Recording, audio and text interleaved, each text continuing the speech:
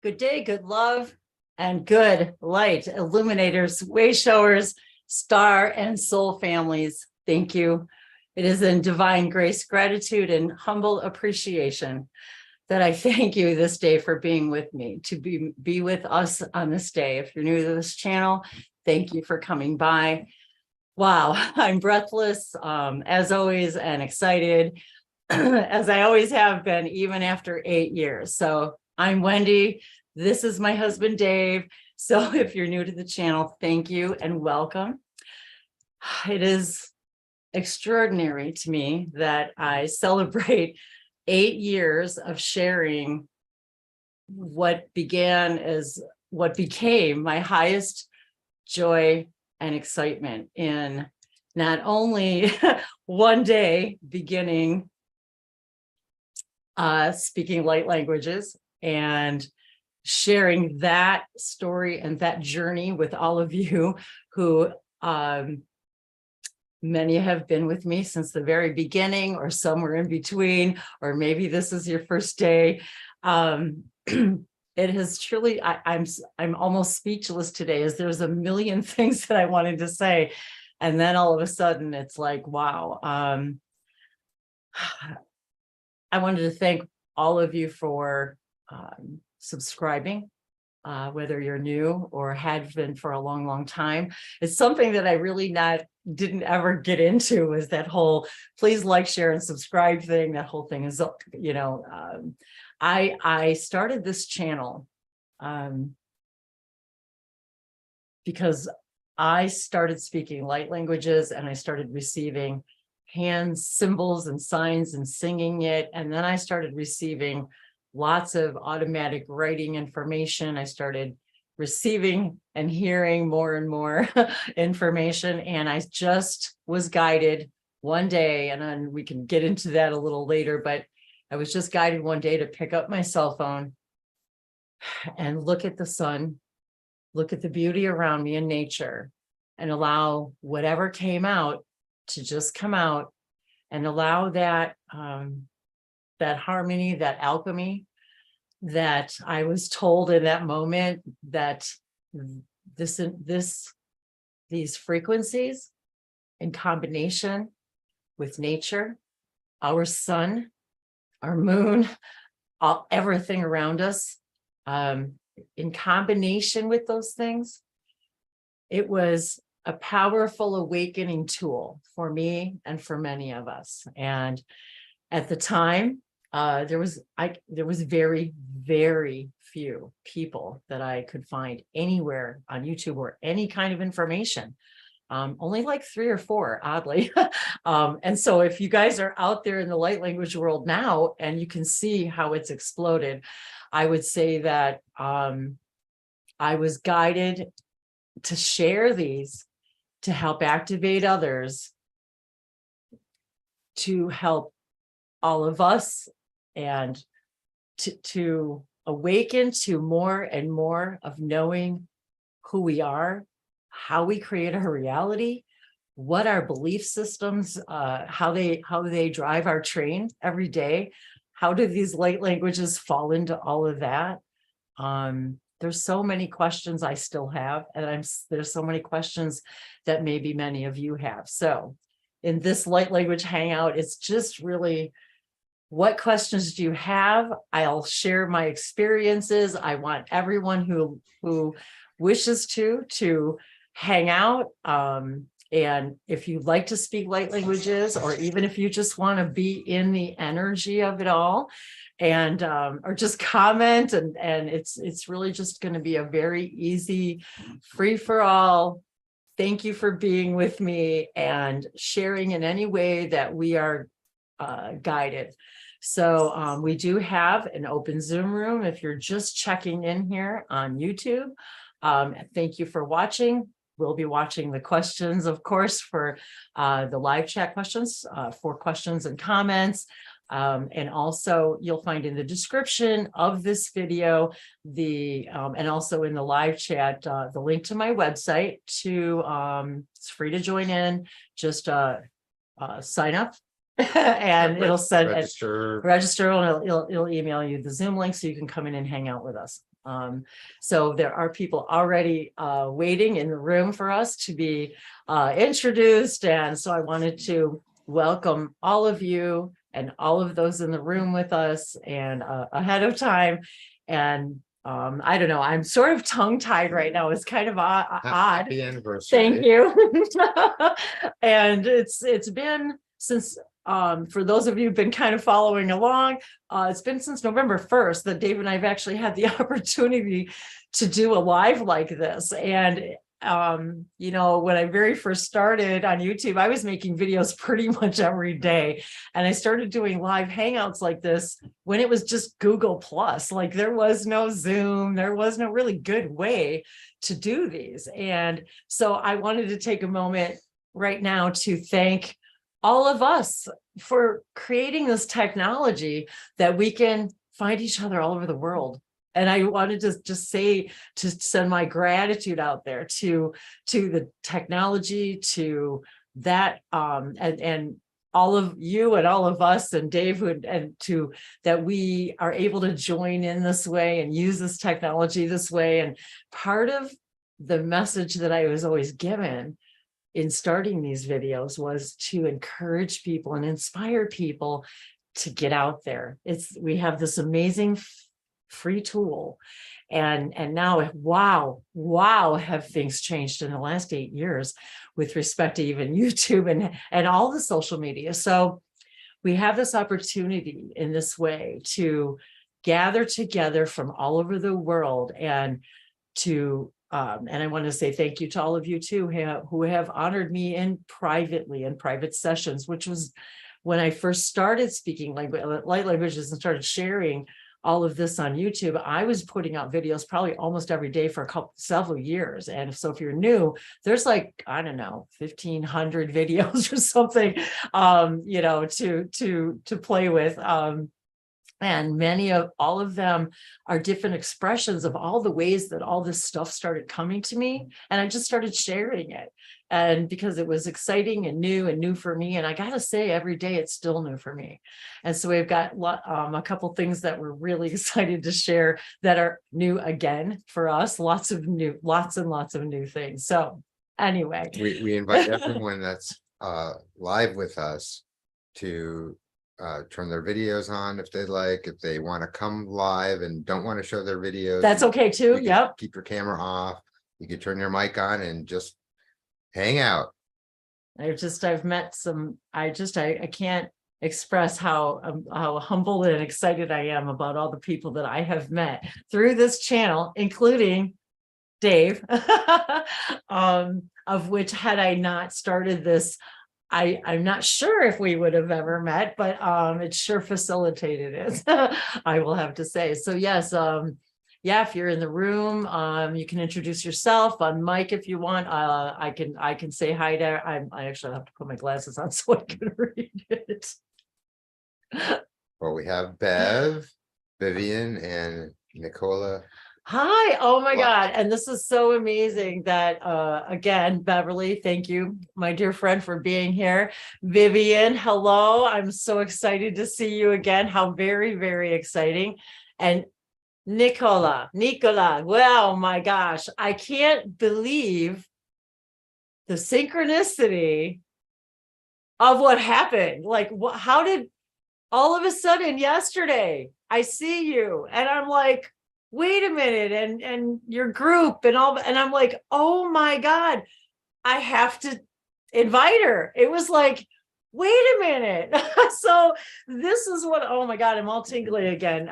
This is one of those things where I'm like, oh my gosh, how long has it been? And when did we meet? And I remember where, but it was like, wow, this is one of those things where you're like, oh, my family, you're, seeing family again. So yes, please, I don't want to keep talking. If you guys want to unmute, yes, welcome, and welcome anyone who, as we said, who wants to come and say hi. Hi, everybody out there on YouTube. Thanks for watching. So yeah, please do say hi, share. Hi. Hi. You okay? Woo, I'm doing good. I'm just like, woo, breathless. I'm just so excited. And It wow. It was so lovely, actually, that sort of link came through. And as soon as I saw it, I thought, I need to be there. I need to be there today. I don't know why. I really don't know why. Because as soon as I saw you, I'm like, oh my God, I got to send her the link. I'm like, she has to be there. And you were speaking, because of course you were speaking light languages. And so I was like, wow, this is a perfect example of, I can't, it just amazes me. And maybe you found the same thing too, is that how this has spread like wildfire, even since we met. Even just and it needs to, doesn't it? I keep getting this from my higher self. This needs to go mainstream. Yes. Oh my God, you guys. Oh yes. Most people are getting on, like, understanding Reiki, and there would be, oh, okay, yeah, Reiki, I don't quite understand it, but I really like Reiki.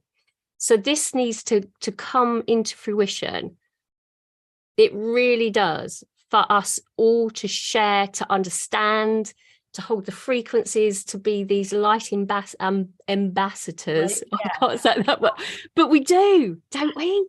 And I don't want this to just be about my story. And actually, on the contrary, I want people to tell their stories too. And how long have you been speaking light languages? When did it happen? And what have you done with it since? And, this is a big question for all of us right now. Like you just said, it needs to become mainstream. How do we go about that in our day-to-day lives? And I am being downloaded like crazy about how to use this stuff more and more and more every day. And every day I think I've figured it out. They give me more. And like you said, mainstream. Dave and I have been actively working the last, for quite some time now, but really actively in the last few days, putting it out there, because my guides have been saying that to me too. Get it out there mainstream. So I'll be sharing that with you that part with you guys in a little bit. But I want to invite you to tell, what's it been for you? Well, should we start this with a light language? Oh yeah, I was just gonna say maybe I should start with the blessing. I'm so sorry, you guys. See, I get so excited. I'm like, okay, slow down. Let's start with some light language for those of you too who've never heard it, and those of you who have. And please do feel free to respond, interact in any way you want to. Please do. Oh gosh, I'm so excited that you're here. Minaya lagundi arasote versono molia sharakose. Pliando qui sarikenda vaso bailasha. Enaya kitaviano. Pi itela sotongia la shalbila no moragateto. Pahala katovayando visombo. Vishaya. Minaya la kataviando va prakose.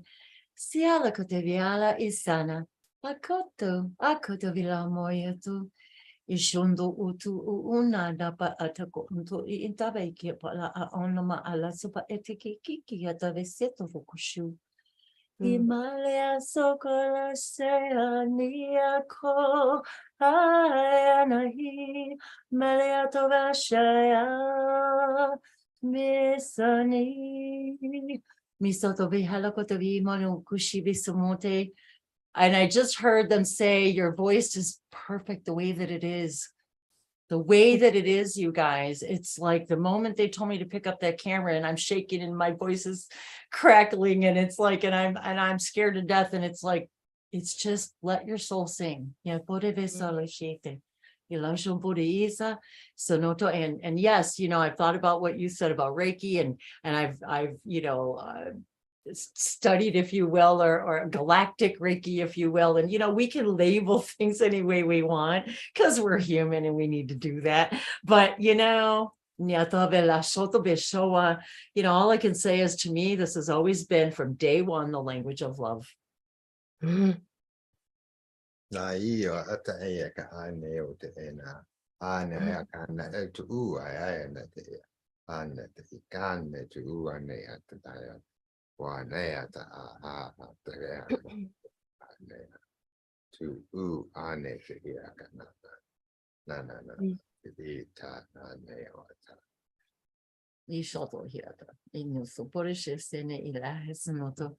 Shima, and I want to say, you guys, too, really quick, that me being myself and putting myself out there, as scared as I was, and I still get excited and scared, every day. I just do it scared, that's all.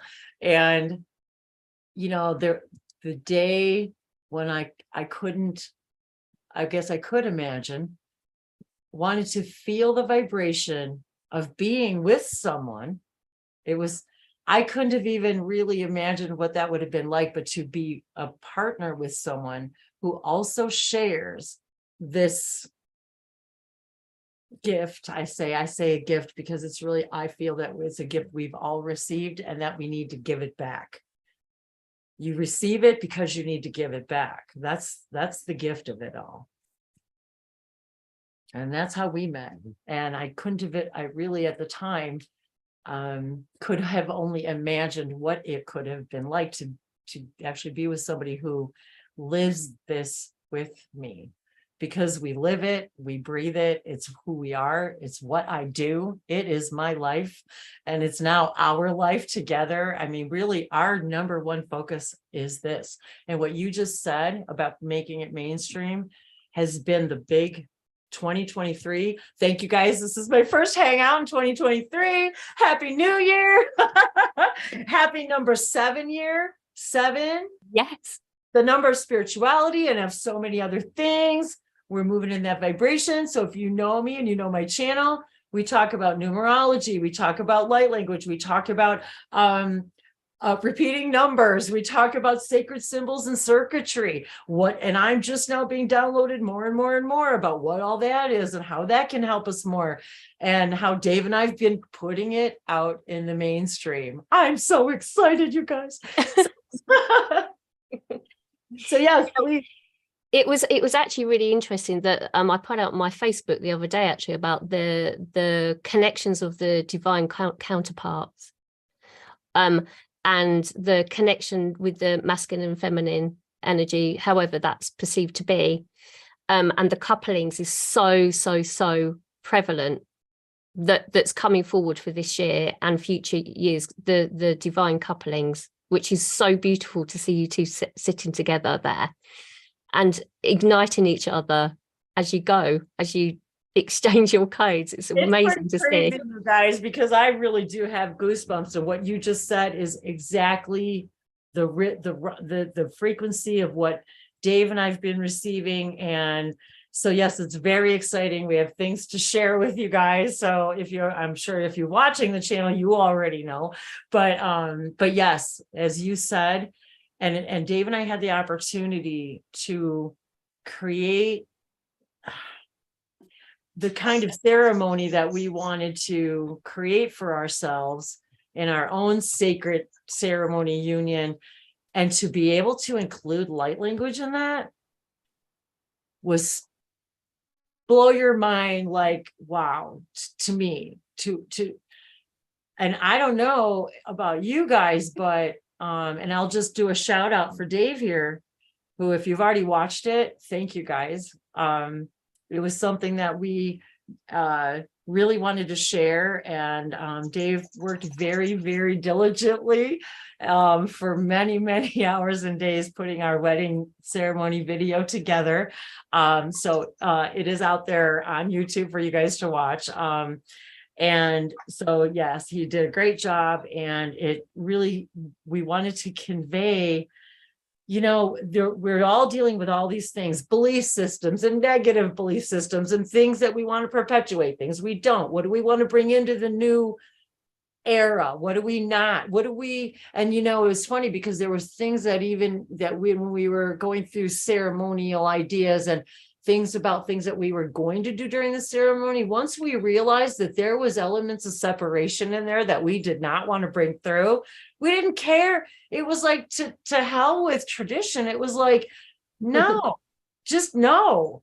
And and yes, there was some blessings in there that Dave did in Hebrew, which I had to laugh, because then when he read them in English, I was like, whoa, kind of fire and brimstone there. I was like, but it depends on how you look at it. But really, if you just see it as, like you just said, the divine union, source itself, that pure beginning, if you can take it to that place, that's where, I just tell you guys, if you could see and I want to say hi, Austino, hello. Wilma. Hey, Wilma. Hey, Seven. She says it's her life number. Yeah, hop in. I thought you were going to be able to come in, but so yeah, if you can come on in. So I want to say hi everybody out there who's saying hey and happy new year. So, yeah, what else is there? Please do, if there's other things that you'd like to share about your experience, your journey. I don't, does Beverly or Vivian want to say anything? Because I don't want to Sure. Okay, sure. know anybody. I'm happy listening. I'm just taking it all in. Oh, fabulous. Okay.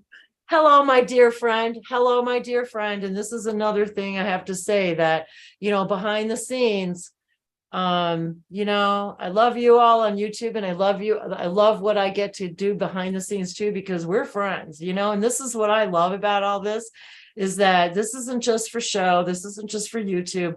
This is our life. And these people I love these people. I mean, these are my family. So I'm closer to all of you then, and I'm sure many of you could say the same, than I am with much of my own physical family. So, and that's okay. We all have our exploration. So thank you, Beverly, for being here. We love you always, and thank you always for all the ways that you support us. Nitavi hesamurigasano tiasha ti ilasa tekliano epeshatoin kiasatohi ishanatia. And Beverly doesn't speak light language, you guys. So this is another thing. Yet. But this is the thing. You don't have to be here. That's not what this is about. Well, I have had a development on that. And I've got 3 types of light language there waiting to come through, which does come through now and again when I'm on my own. It's confidence. Yeah. But I've been told in no uncertain terms by a galactic family, my galactic family, that they're waiting for me to connect using my light language, which is waiting to be called by me. Wow. And it's confidence, Sometimes I can feel it. It's here. My throat starts throbbing and my heart starts. And I've always lacked confidence. So it starts to come, and I start speaking, and then the brain comes in and it's gone. I completely understand that. And I want to say something to you guys about this whole confidence thing. As I said earlier, it's not that I'm not scared every single time that I go live or anything. It's just that I just do it scared. And so confidence is something, and Dave can attest to that. Surprisingly, I deeply lack. And so it's like, it's kind of, You never lack confidence. no, I know. I have complete confidence in something I don't prefer. That's what I have confidence. Wilma has joined. Hi, Wilma. Thanks for coming. Hi, Wendy. Hi, everyone. Hi, Dave. Lovely to be here. Hi. Oh, so good to see you. So good to hear from you. So yes, Beverly, please do. Is there anything else you'd like to share? Happy New Year, my dear. Thank you. I've actually got a bit of a download coming in at the moment, so could I bring some coasters? I just thought so. I thought, what do you want to say, Nicola? I'm starting to burst. Go ahead. You're there and you're like, it's starting to come in. It's like Tourette's. It really is like language. Yes. This is from my perspective anyway. So I'm starting to burst. So that I'm coming in with some light codes. So light language comes in many different expressions, and it doesn't necessarily have to be dialect from the voice. So we could actually sort of bring it forward with the energetic field, and just by looking at somebody with the eyes, facial expressions, and that I'm doing here with all the hands going all over the place. So I'm sort of moving the light into the energetic field and into templates that fit and sit within our energetic template system that's around us. So if there is a sense of a block, Beverly, that's sort of like within the throat, the blocks are really sort of sent there by, like you say, ourselves. And then it's just a case of giving ourselves permission to rise. Okay, so So I'm just going to sort of tap in, and all the codes that I'm going to bring forward always will be for the greater good of all, always coming from the purest light and always filtered through my heart. So know this. So receive the codes, okay? Receive the codes. So just breathe them into the heart. Da alagyan. Da elagiando to baana lokaya tata is sotuguana. To connect with my heart. Aleamola la kuishangi didi ia. Solana la kaiwa sutugulan to golokaiwa tete. Sodola lokaiwa shanga la wesokolo kwesha ala ki e gwite. Solo molokwa kaititena la kweto no molokwaye sha. Sudoga la kwena bakula a sakte wakine mola kai wa shuktugo no molowasha. Solo malokwai wa shanga le gite wa sha. So use your breath, please. Breathing in the light and letting go of any density that is held within the system with the outward breath as you release. So use that breath. It's really important. Alagiano to bulu mauru sumora bakaiwa no moko shakte na bakaiwa lo shana kieta. It is bringing forward the pure essence of your soul. Alagiano to bulu ma la kaiwa shagi na makaiwa shulu kui. Olango la agra bakeno mora bakayesha. It is the expansion of that. Ilagiano the bono molo wa shagayawa kuisha kitede desha. Sulamokratarisha, pushing through the emotional states, pushing through that emotional body. Alagiando the balalu shanguluisha, letting go of the physicality of self. So moving that energy through the central column of light. Alagiando the bora makaisha, and really bringing that embodied self down into physicality. Sulamula kai sukudamula kaye, sotodamula ala alila uye naam. Just feel that sense of expansion from the heart. Sana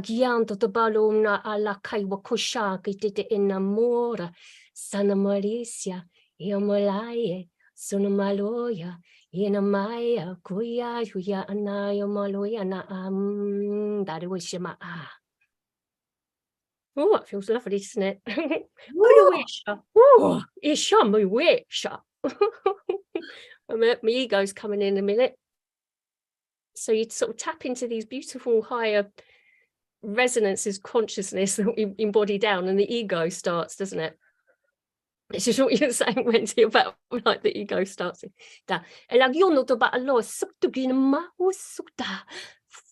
just use that breath just to anchor that down through into the lower body, bringing it down. Thank you, thank you, thank you. Alagiano dodosha. So just feel that sense of that coming through the energetic field, and then settling it down into our now moment.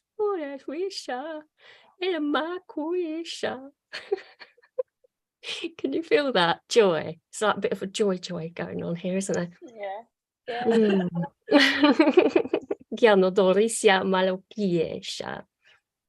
It's about seeing your inner light and then allowing it to shine outward. Thank you, thank you, thank you. Yes, thank you, thank you, thank you. You know, that is one of the first things that my Elohim guides said to me at the very beginning was, people need to see their own light. Shine, help people see their own light. And by helping others see their own light, in turn, you will see your own. And it's very interesting how they, you know, oh, do we have a question? Oh, thank you. She said, thank you. It was absolutely no. So,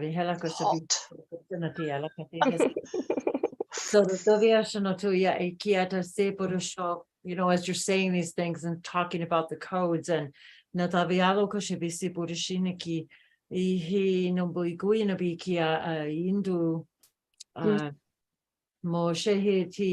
like mainstream. How do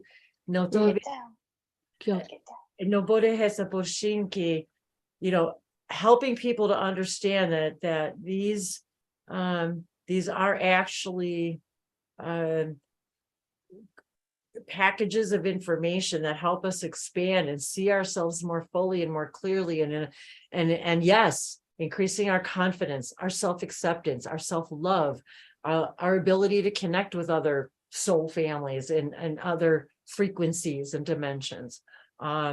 It's all about that and so much more.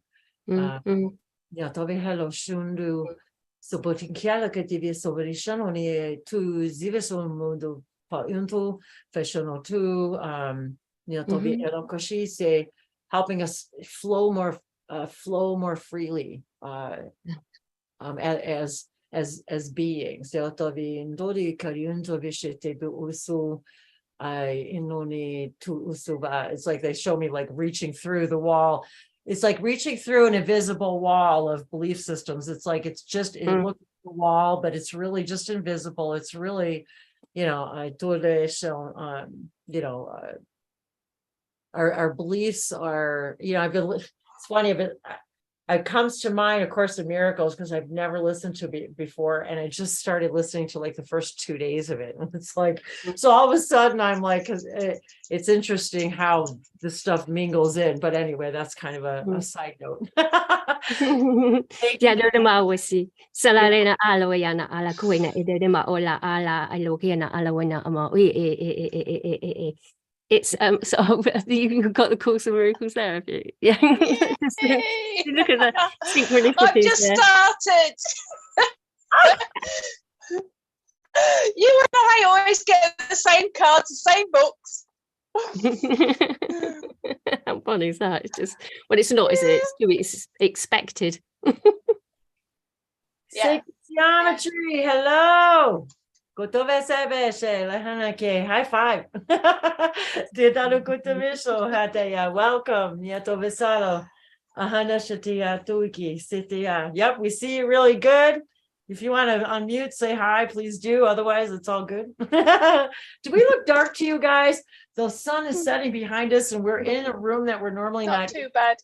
Okay, because our puppy's here, so we're like want to keep an eye on her. Vivian, hi, Wilma. Anybody else want to say anything? Were you talking, Nicole? I didn't. Yeah, I just wanted to say about the mainstream stuff, just to finish off all yeah, that. Let's do that. It was not necessarily actually doing a light language transmission, which to most people would probably think that you're going completely insane. Right. Because with my YouTube channel, I've been putting out some shorts recently and had some really amazing, lovely little comments from people that were not aware of their own light, shall we say. Okay. And, you know, so as they sort of flick through a short, they'd be like, who is this mad woman that's signing light codes on this, and why am I seeing this? But in seeing that short flick by them in that 15-minute slot, they're actually getting a light code. So what my sort of inner light is actually sort of trying to sort of say here is that sometimes we can do things quite covertly, sort of like undercover, by sort of like doing things in songs, you know, and bringing codes in by having a little bit of a back, because most people would probably listen to sort of like a mantra or something like that. So we can then collaborate with people to do song-based things. And then there's also things with art that most people can express their light with drawing light codes as well. So the mainstream would actually see these sort of expressions a little bit more, oh, that looks pretty, rather than a transmission coming in with light codes. So that, yes, I thought it's important to share that. How synchronistic. I'm very happy that, well, thank you for the beautiful segue that you just gave me, because you guys, you know, when I very first started this, I started getting, and for those of you who've been watching my channel for a while, I know I've been showing these forever, for 8 years. So this is only a couple of books that I've got with me in front of me. I'm just going to turn to this one because that's what happened here. So I have been sharing these sacred circuits and symbols. I started out with sacred circuits from Sirius, brought to us from Bashar through Daryl Anka. And what you just said is so funny, because this has been my dream since I began, was to start getting these light codes out there into mainstream. And you guys, I'm excited to announce that Dave and I now have the beginning of light codes out there in the mainstream in a 52-week planner that you can buy through my website. And I am now a published light code author on Amazon. So it just went published yesterday, you guys.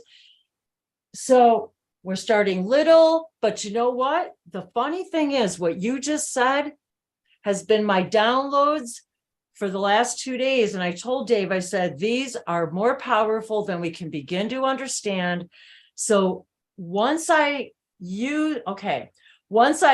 followed the how far can you take your highest joy and excitement until you can take it no further, us putting this stuff out the last couple of days has opened the door for me in getting more and more downloads of how these affect people in the mainstream. And I'm telling you guys, I am humbled. I told him I had a whole download this morning. Now we have soft and hardcover and I also an 1111 book, you guys. I have an 1111 journal out there now too, because they said the same thing about repeating numbers. So what they were telling me is we're putting these codes out there in the mainstream. The way it can affect people, as you just said, oh, look at those pretty codes. They're telling me you don't even understand the power. They're like, these codes in the classroom laying on somebody's notebook, laying on their desk, and these kids are writing down notes and stuff in these books. They told me as I'm making this planner, every page of that 52 week planner that I created has different sets of light codes on every single page, because they said every week, it's like this. If you start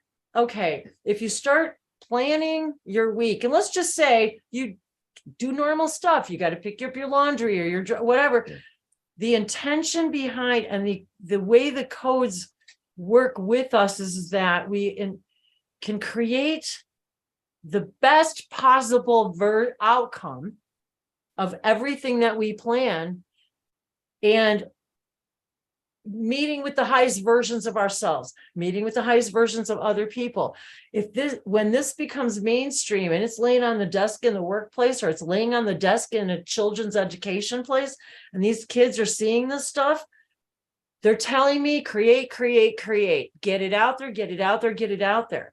Because this is going to help people's brain synapses to rewire themselves, to be able to study better, to be able to retain information more clearly, to be able to open themselves up to own gifts and abilities in a much more amplified way.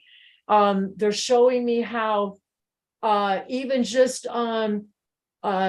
seeing it, somebody walking by and seeing them, and they don't even realize that what's happened to them is they've received whatever information from their soul they needed to see in that moment as they read these light codes. And the light codes are going to have different information, of course, for each person. And that also changes because you can look at them today and now you're new every now. So the next time you look at them, you are going to receive different information as well. So they went on and on about how it can assist children and all of us. Let's just say you're going to college. You're in college, or let's just say you have a meeting ahead of you and you schedule a meeting in your planning book.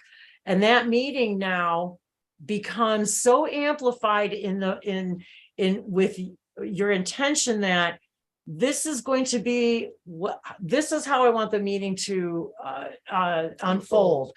This is how I visualize. This is how I prefer it to happen. I would like to, again, we're then saying, I invite the highest version of me to interact with the highest version of everyone else.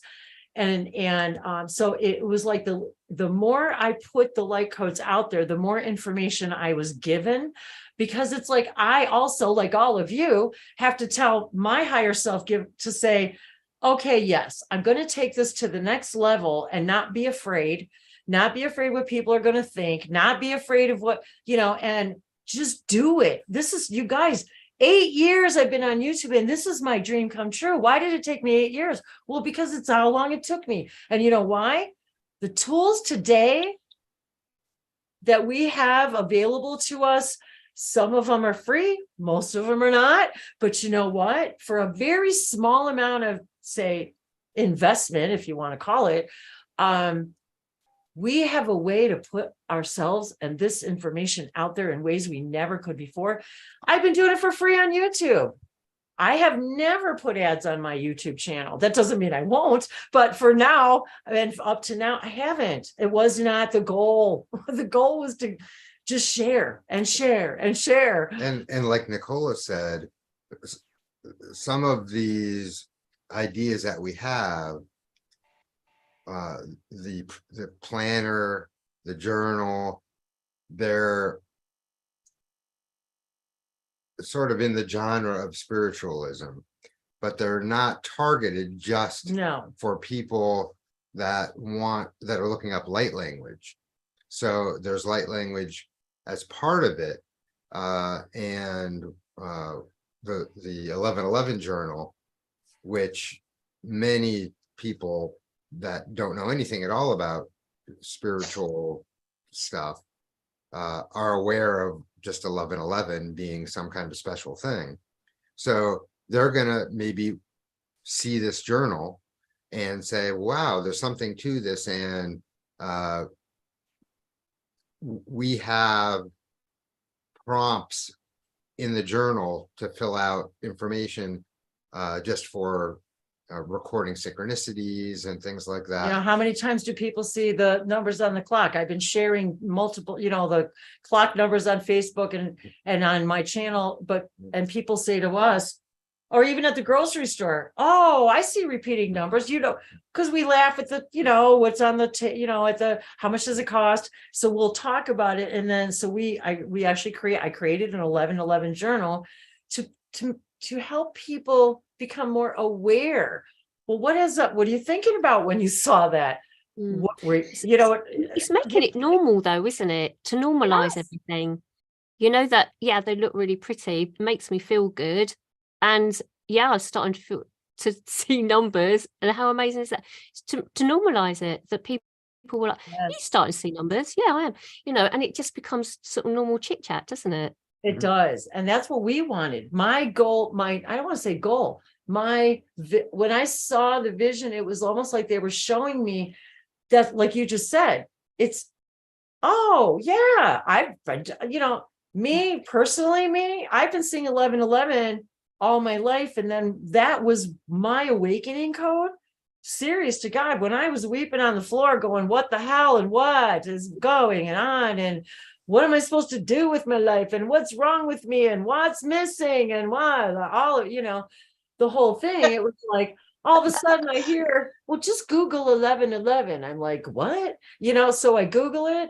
Oh, do you see 1111? And then, and several of you guys have heard me say this before, but we're like, so I start reading, and they're like, if you might be a light worker. I was like, what's a light worker? I was like, what the hell is that? I was like, and I burst into tears, you guys. I swear to God, I burst into tears because I was like, that's me. Like, I was like, yes, check. I'm like, no, I'm not to say that most of us can't check all those boxes. And I guarantee anyone watching this video for sure can. So, you know what I'm saying? So it's like, I knew right away, I'm on a path that this is my awakening code. And you guys, I woke up like 11/11/2011. It was shortly thereafter. I have volumes and volumes, you guys, of these codes. Look at these sacred circuits. I haven't even put these out to the public yet. So you all get a preview. This is going mainstream, guys.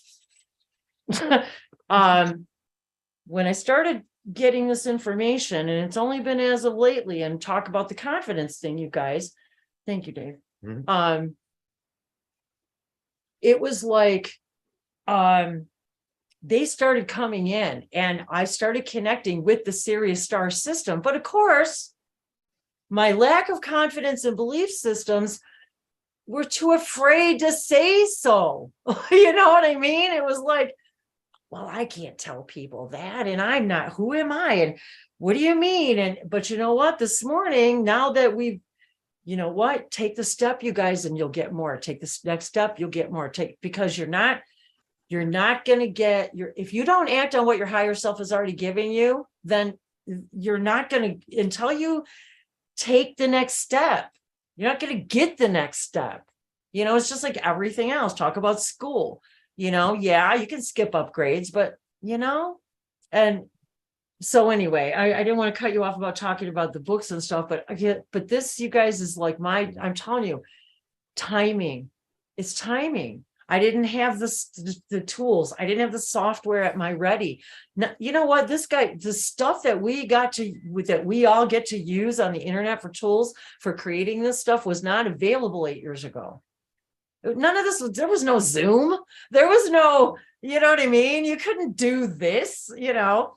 And so we have the tools now. I have the partner to help me. Like you said, you know, it's call it what you will, you guys, you know, I don't want to label this stuff because I think we humans are still too limited in our labelings. The highest thing we can think of is divine partner, twin flame. That's because that's all the vocabulary we have to explain something we don't understand. And that's what it's so, okay, I don't understand it, but I know I need to share it. Why? I don't know, because that's what we're here to do. Know thyself and then share thyself. You know, it's like the more you all learn more about you and we all put that into the all that is, the more we all learn about each other. These codes have allowed me to connect with so many aspects of myself I didn't even understand that I even had. Like, you know what I mean? It's not just about ETs and star systems and channeling. And it's not just about that. It's about understanding how we create our reality, who we are. Why do we experience what we're experiencing? And, you know, it's funny, even I heard a couple of Bashar clips, links, and people asked about light language. First time ever I ever heard anybody ask about light language.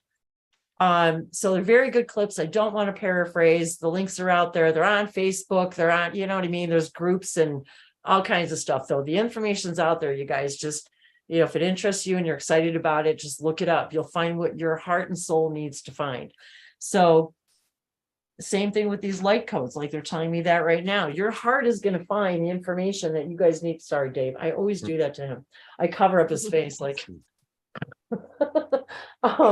you know, what is it? What do they mean to you? And another thing, I've had people, and I just want to touch on this really quickly. I've had people ask me, what's the best tattoo I can get? Well, oh, and what does it mean? Well, that's what it was. If I look at a symbol, can you tell me what that means so I know what it is so I can put it on my body? No, I cannot do that because it means what it means to you. And so this comes up too, because I have a couple of friends who have a lot of tattoos, and I was checking out some of his tattoos and I was like marveling at him. And he said, I created those tattoos. So it's not about what does that symbol mean? It means, what does it mean to you? And what do you want to convey it? How do you want to express it? What does it mean to you? So can you take one of my symbols and draw it on your body and make a tattoo out of it? Go right ahead. Can I tell you what it means so that you can walk around and tell everybody what it means? No, I wish I could. It doesn't work that way. Not for me. Now I still do though get translations, if you want to call it. No, they're not translations. Interpretations. Like I'll get I don't know, let me see if I can find something, but I'll get a big page of this stuff. And then they'll say to me, or even beforehand, hello, this is the so-and-so council, or this is this council, or this is and so it's like, I just write what I hear. Like, I just write down what I hear, and can I validate any of it? All I can tell you is when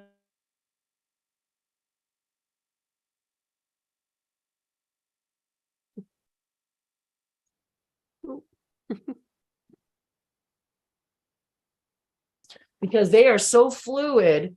There's no stopping. There's no, sometimes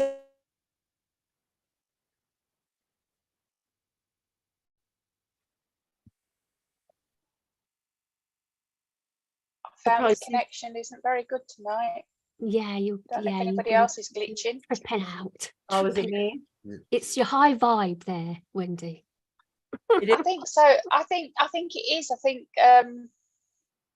this is the second session I've had today, and glitching all over the place. And I think the energy is just really high.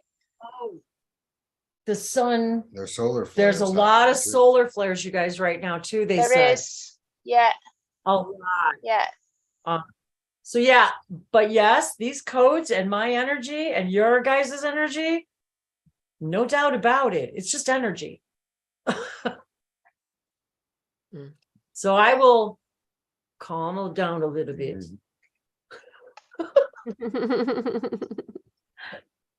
I think it's beautiful. I think it's really beautiful because it not only can it go to people at work, but, like you say, sort of, for children and things like that, to, we don't necessarily need to know the ins and outs. It's the knowingness, the filter through the heart that, oh, I'm drawn to that. Like you say, And I think it's beautiful that you're doing that. I'm kind of just a living example myself too, though, as everyone maybe has maybe even seen me grow over the years, in that as I write them and put them out there, the more information I get. And so, and then the more that I can share. So all I can share is only my experience with all of these things. Can I necessarily explain the who's, the what's, the whys? No, not really, other than what I've been given, what I've been received. We're all receivers. And I will say that these codes also help us be better receivers. They help us be better antenna for our own, our own soul families. They help us send out signals to our soul family that we want to meet you. I want to know more of who I am, and I'm not afraid. It's okay for me to know that I've got these aspects of myself that I may or may not understand. I tend to gravitate, or them to me, whichever way, more collectives, I'm not really sure why, but there's a lot of collectives out there, if you will, that their highest excitement too is to help us do this stuff, do this work. And so when we are all tapping into this stuff together and in light languages and hangouts and just watching this stuff or learning more, we begin to be able to become better receivers and antenna, and to be able to understand thought processes and understand ourselves better, and helping us move through these, limiting belief systems, where, if I have confidence that I have no confidence, well, why would I think that? What would, and how can I help myself unthink those things? Because they're certainly not serving me any longer. And we want to start a generation of children who, at the very get-go, love themselves. I mean, it's kind of as simple as that too. I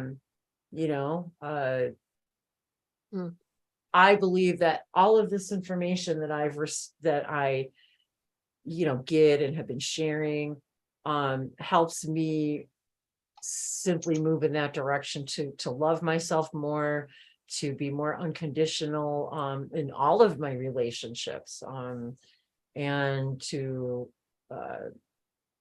understand my connections more to each other. So anyway, I'm so the timing, of course, because of course we create our own reality. So why wouldn't I create all these things to happen all right now?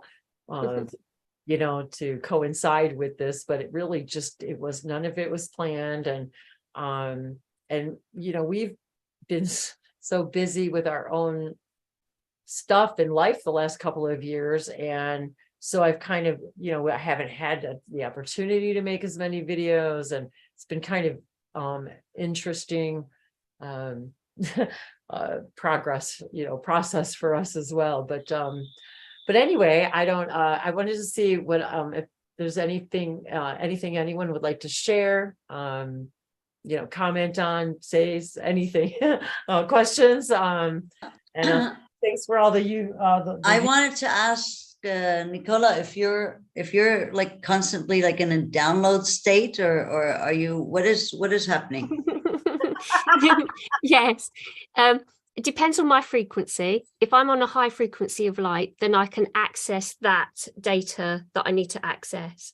So then I can download that information. So it comes through with facial expressions, like codes and things like that. So being on a call, say with Wendy there, that's resonated at a high frequency, my light is more exposed to the download of information. So I'm accessing high levels of consciousness, integrating it and embodying it down into my physical body. So my ego Nicola is sitting to the side, and my multidimensional aspects are starting to blend with me. So my light is expanding. So I'm getting intelligence from the download when I can let go of any distorted field within my energetic flowing systems and allowing more light to come in, which is what Wendy's sort of talking about, is that, the more that we open the heart up into the greater known of who we are, pushing through the mind, and this is the major point, is that we need to push through the mind and have that sense of allowance of it to come forward. But what I teach also, and what I'm sure Wendy does also, but it's really important to let go of the mind, to let go of the physical body, because we perceive ourselves only to be in physicality when we're so much more than that. We're expansive beings in the cosmos. And so when we can tap into whatever we perceive ourselves to be, whether it's a galactic force or whatever it may be, or a light being or a planetary system, we can download that data into this energetic field so that we can then be in living embodied state, perfectly aligned. But that's not always going to be the case, because our frequencies up and dip and go. We might go in sort of more into a 3D reality of self, so we go in and we can sort of like see our shadow. But as we cultivate our light, as I call it, we can then start to emanate the light that we hold deep inside of ourselves, which then becomes that outward force of light. So the downloads that are coming in, which was the question that you just asked, are just being allowed by my physical body to start to turn on and allow myself to receive, which was another thing Wendy's just talking about. But as you can see, my body is starting to want to move. My body will start to release the energy that is held with not only my joints and my muscles, but my deep cellular structure, as well as the energetic flow around me as well. So in my light body, my emotional body, my mental body, my astral body. So I start to interlink with all aspects of myself. And to do that, I've got to let go of this, and I've got to let go of this. So to receive the downloads that you need, and to allow, say, for Beverly to open up the throat chakra, it's to receive and allow the neck to drop back so that we can release the chakra at the back of the neck. So the body knows exactly how to release the energy that we store as data, which the universe wants, as what does it feel like to be Nicola embodied through lifetime after lifetime. But what we do is we hold on to the data, hold it deep within our cellular structure, in our joints, and when we get all our ascension pains. But the data needs to be sent upwards energetically so that we can then exchange it with light. So the more you let go of your density and the lowering of moving into physicality, you're enabling yourself then to rise more into light and hold more light frequencies into your energetic field. That's a really long answer. I'll tell you what. Very, very, very nice. Very, very nice. I mean, I'm just like, Has to breathe it in a bit, you know. It is. But you know what? Thank you. You Donna Makuisha. couldn't have said it better.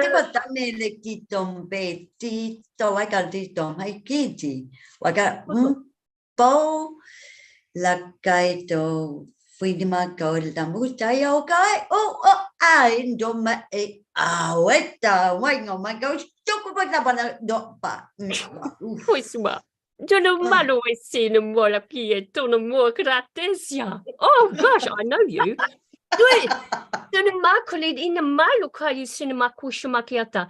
Sunimola was sitting in Mola Kiata. Oh, Isha, and Mola Isha. Oh. Yeah, do you know when you get that heart-to-heart connection, don't you, Wendy? I tell You're you like, what, I love you, Vivian.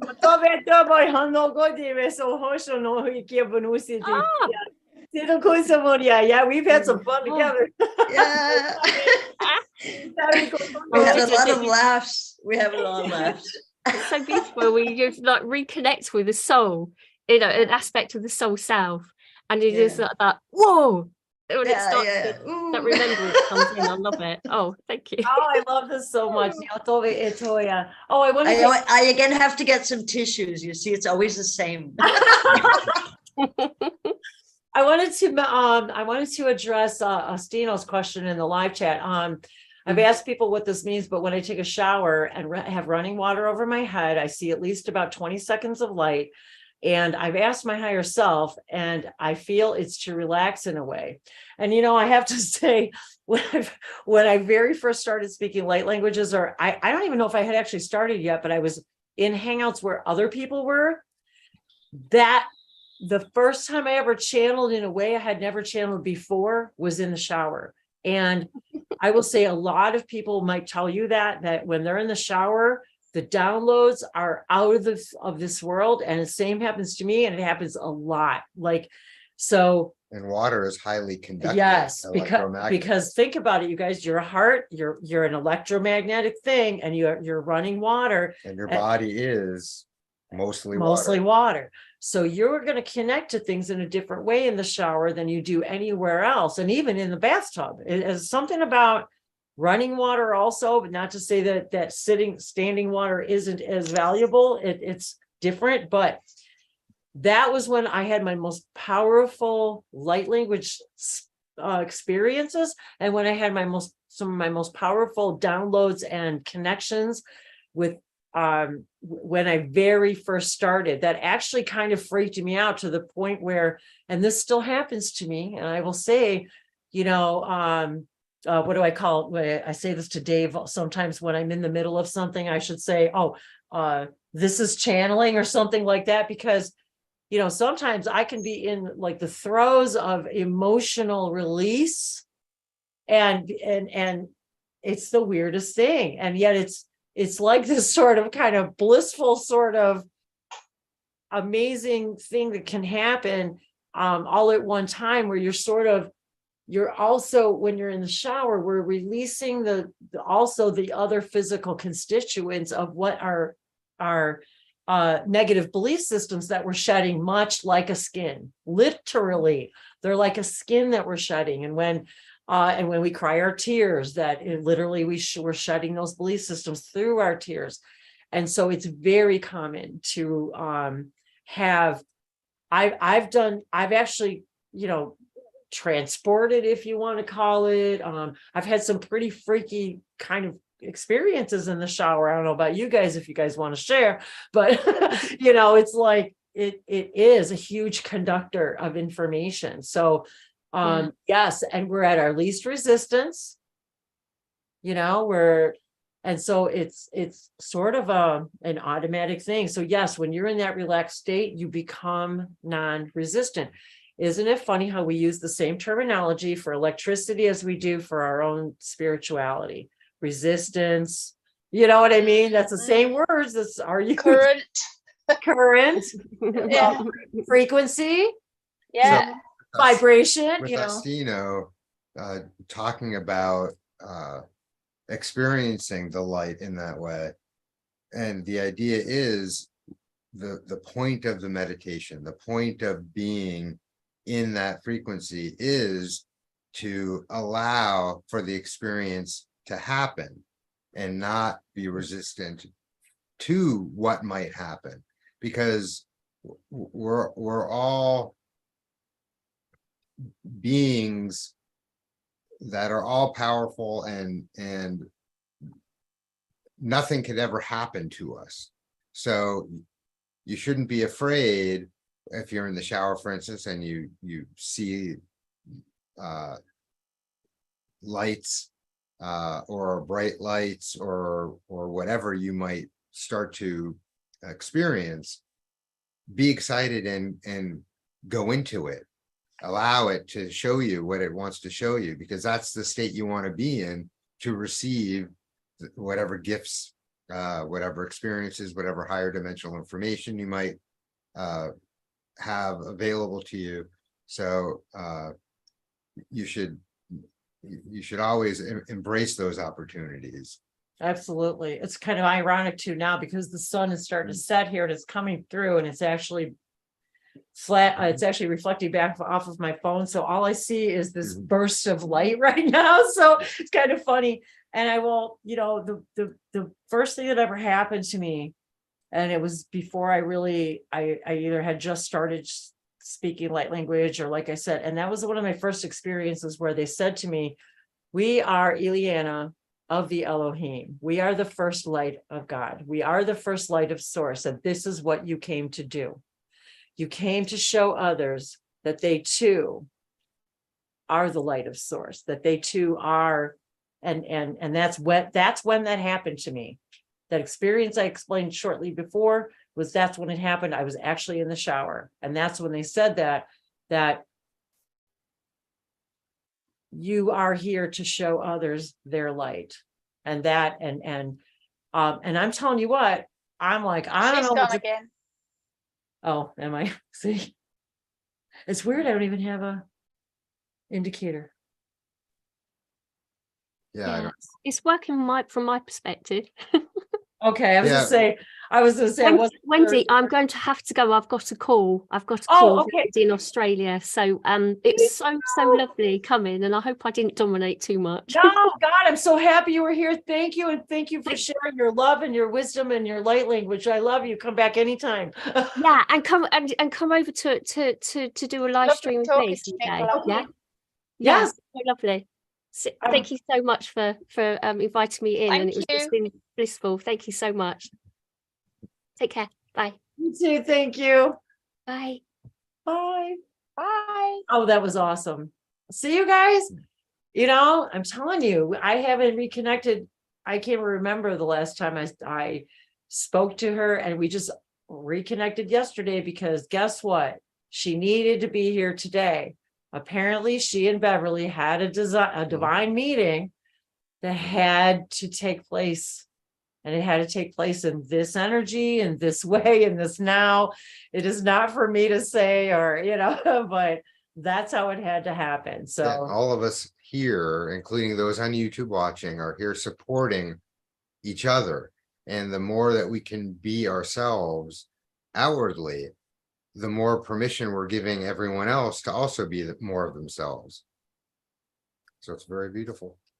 that is beautiful. And Ostino said it always felt safe to experience the lights, not ever feeling weak or whatsoever, or even lightheaded. It doesn't make a ton of sense to me either, but I wouldn't change it for anything. Yes, exactly. I've got a funny story connected with this light that people see. I was talking to a friend, and I have to be very careful because they're not into any of this. They'd have me locked up and throw away the key. So I have to be very careful what I say. And when I first started saying that I'm experiencing light, if I close my eyes and meditate, I can see light. And so this person is very non-religious, totally not that way. And 6 months went by, and suddenly I'm sat in his house and he's saying, oh, by the way, you do realize that when you press your eyes, when you press them, that you can see light. And I just looked at him, I smiled, and I never said a word. I thought, he's been sat on that for 6 months trying to understand what I was trying to tell him. And because he's got this mental block about God, about creation, you know, he's totally in denial of anything other. And so anyway, I didn't say a word to him. I just smiled and carried on watching telly. And he was expecting me to give him something. And I had the frustration in his face. And I just thought, no, I'm not going to go there. This is for you to work out, you know. So funny. Sometimes the best teachers know when it's time to just not say anything and let them work it out themselves.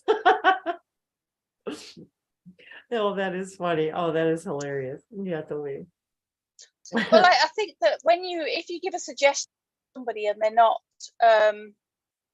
they don't want to know, or it raises their curiosity, then it's up to their own inner curiosity, their own selves to try and work out what you're on about. You know, I mean, I wouldn't tell him half the things that I experience, and I have lots of friends in the scientific community or even medical community, and you just can't say anything to them because they are so fixated on one way of seeing. And you know, because that's been part of my life. You know, I've been in a scientific community. Well, it's funny that you say that, because then I started thinking about these light codes and about people studying and people in university, you know, using just everyday, you know, notebooks and theme books and, you know, for studying, and, you know, with light codes covering them, and all of us, you know, and now all of a sudden they start to get epiphanies and ideas about how to do things in a new way, a better way, maybe a more holistic way. Maybe they go, oh, wait a minute.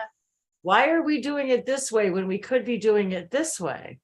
This is what they keep telling me about this stuff, and light languages and all this, you know, all of it. They're like, the more you guys share, I can't believe you guys, how there was nobody out there back then when I started. Like there was a few people, and I can even name them because they were crucial to my development, you know, but there weren't that many out there. Vanessa Lamorte. Well, we're saying the technology for the internet is at its peak, or maybe now, and we're moving into these new codes of the earth where it's moving and transcending into 5D, and it's a case of, you know, if humanity, part of humanity decides that they don't want to do it, then they won't. But those of us maybe that know, I mean, it's getting it out there to people to understand that it doesn't matter what we think,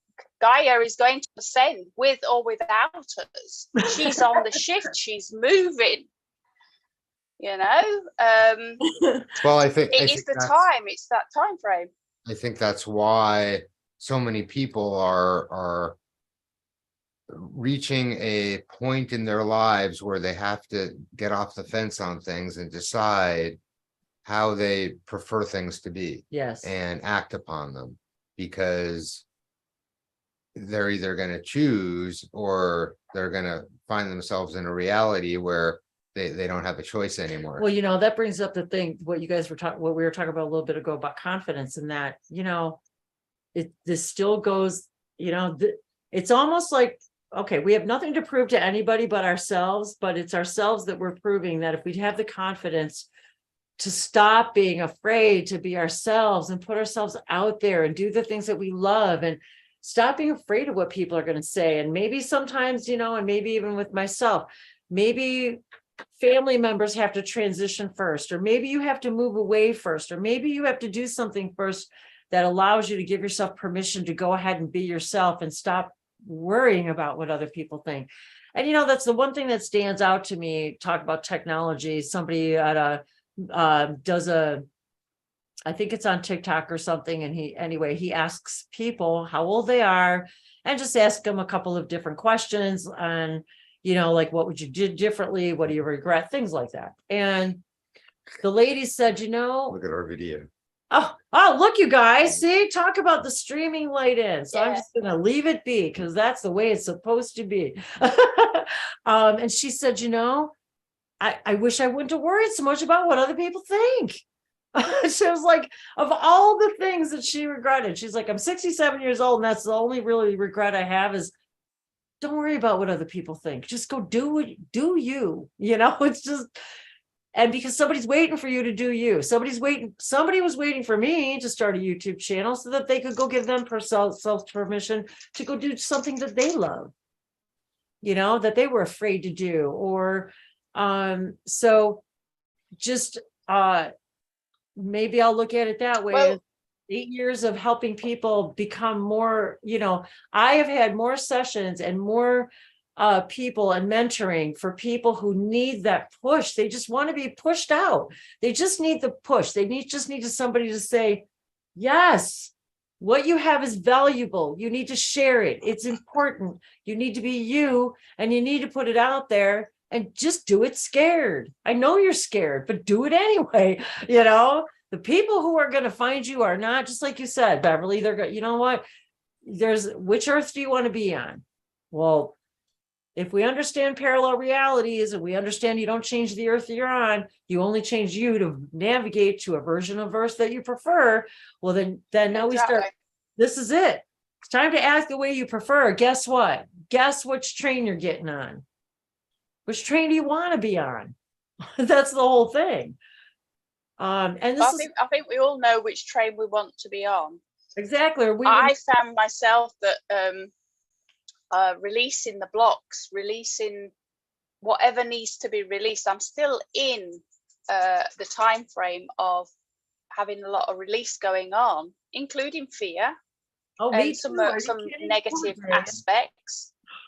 Poor Dave, I swear to God. It's never going to end. It really isn't, you know. So the idea is the more you become aware of the things around you, the more you, and as your consciousness rises, you become aware of the things that really have always been there within you. And that gives you the opportunity to decide how you want to look at all of these things, how you want to assign meaning to all of these things. And as the gift is that you get to see more and more of these things that you do not prefer. So you now become aware that they exist, and how could you transform them into something that you do prefer? Yes. Or just pick a perspective. Recognizing them at that time, isn't it? It's, I mean, I had a blowout over Christmas, and I haven't had a blowout for a long time, but it was a bad one. But I could recognize it afterwards, which before I would have been able to recognize it. I would have been off on one for weeks and weeks with it, but I recognized it straight away and was able to harness it back in, which, you know, and I thought, where did that come from? It was just like, oh, I had a real, my son is my trigger. My boy is my trigger. I think I had my son to trigger me. Well, that happens. Family. I have one of those. I have a son like that. Yep, I sure do. Yeah. So that's his job. That's his job. I think so. Yeah. To bring up for you the things that you would benefit to address. And it's funny, you guys, that it happens at the moment when I'm having one of those moments of, you know, digression from my highest version of myself. Is when you get those, you know, when that thing happens, when the button gets pushed, and it's funny. Yeah. It really is. It's like, okay, you get a chance to choose again. How do you want to react this time? How do you want to react this time? And it's crazy because as you start thinking about things more in a multidimensional view, there's an infinite number of versions of every one that you're dealing with, and you're creating the version that is in most alignment with you in the moment to provide you with the most service that you need from that person. And we're all family. I mean, you can talk about the idea of we're all one, but I think it goes a lot more closer to home in that our soul families are really so close, especially in this earth experience, that we've all had lives together in so many different ways. But getting back to the idea, your son, for example, he's presenting himself to you in a certain way, but there are other versions where you get along fine. And that's happening all at the same time. In the version that you're focusing on now for yourself and the experience that you're trying to learn from, he's serving you best by triggering you. Right. So you can't even look at it as though, what a jerk. Right. Exactly. And isn't it funny how then becomes you start to remove the conditions on people? You start to not remove them, but you start to see I don't know, what is the word I'm looking for? You know what I mean? You start to see that it just doesn't matter. And that's also why they talk about not to judge, because you're really just judging the version that you've created for yourself, and judging someone else and having the judgment against that other person because he's out to get you. It's not even how it works. Yeah, and expectations which we can't expect anything. That's one of the biggest things I've had to learn. You cannot expect anything. You create from yourself, but you can't expect anybody else to want or do anything that you want to do. It's kind of funny because we've heard it so many times, and then I hear it again yesterday in A Course in Miracles. The very first thing that the very first lesson is look around the room and realize that not one of these things really has any meaning other than what you give it. Oh yeah, I know. Good God. I'm like, the first step alone, you're looking and it's like we look around and we say, well, wait a minute, that has meaning because I got it this and that, it was a gift and blah, blah. It's like, no, you're making that up right now. And it's for us to swallow that big giant pill, is, oh, thank you. I don't know. We're really dark though. Yeah, but you're going to have to turn on the light. We're real dark now.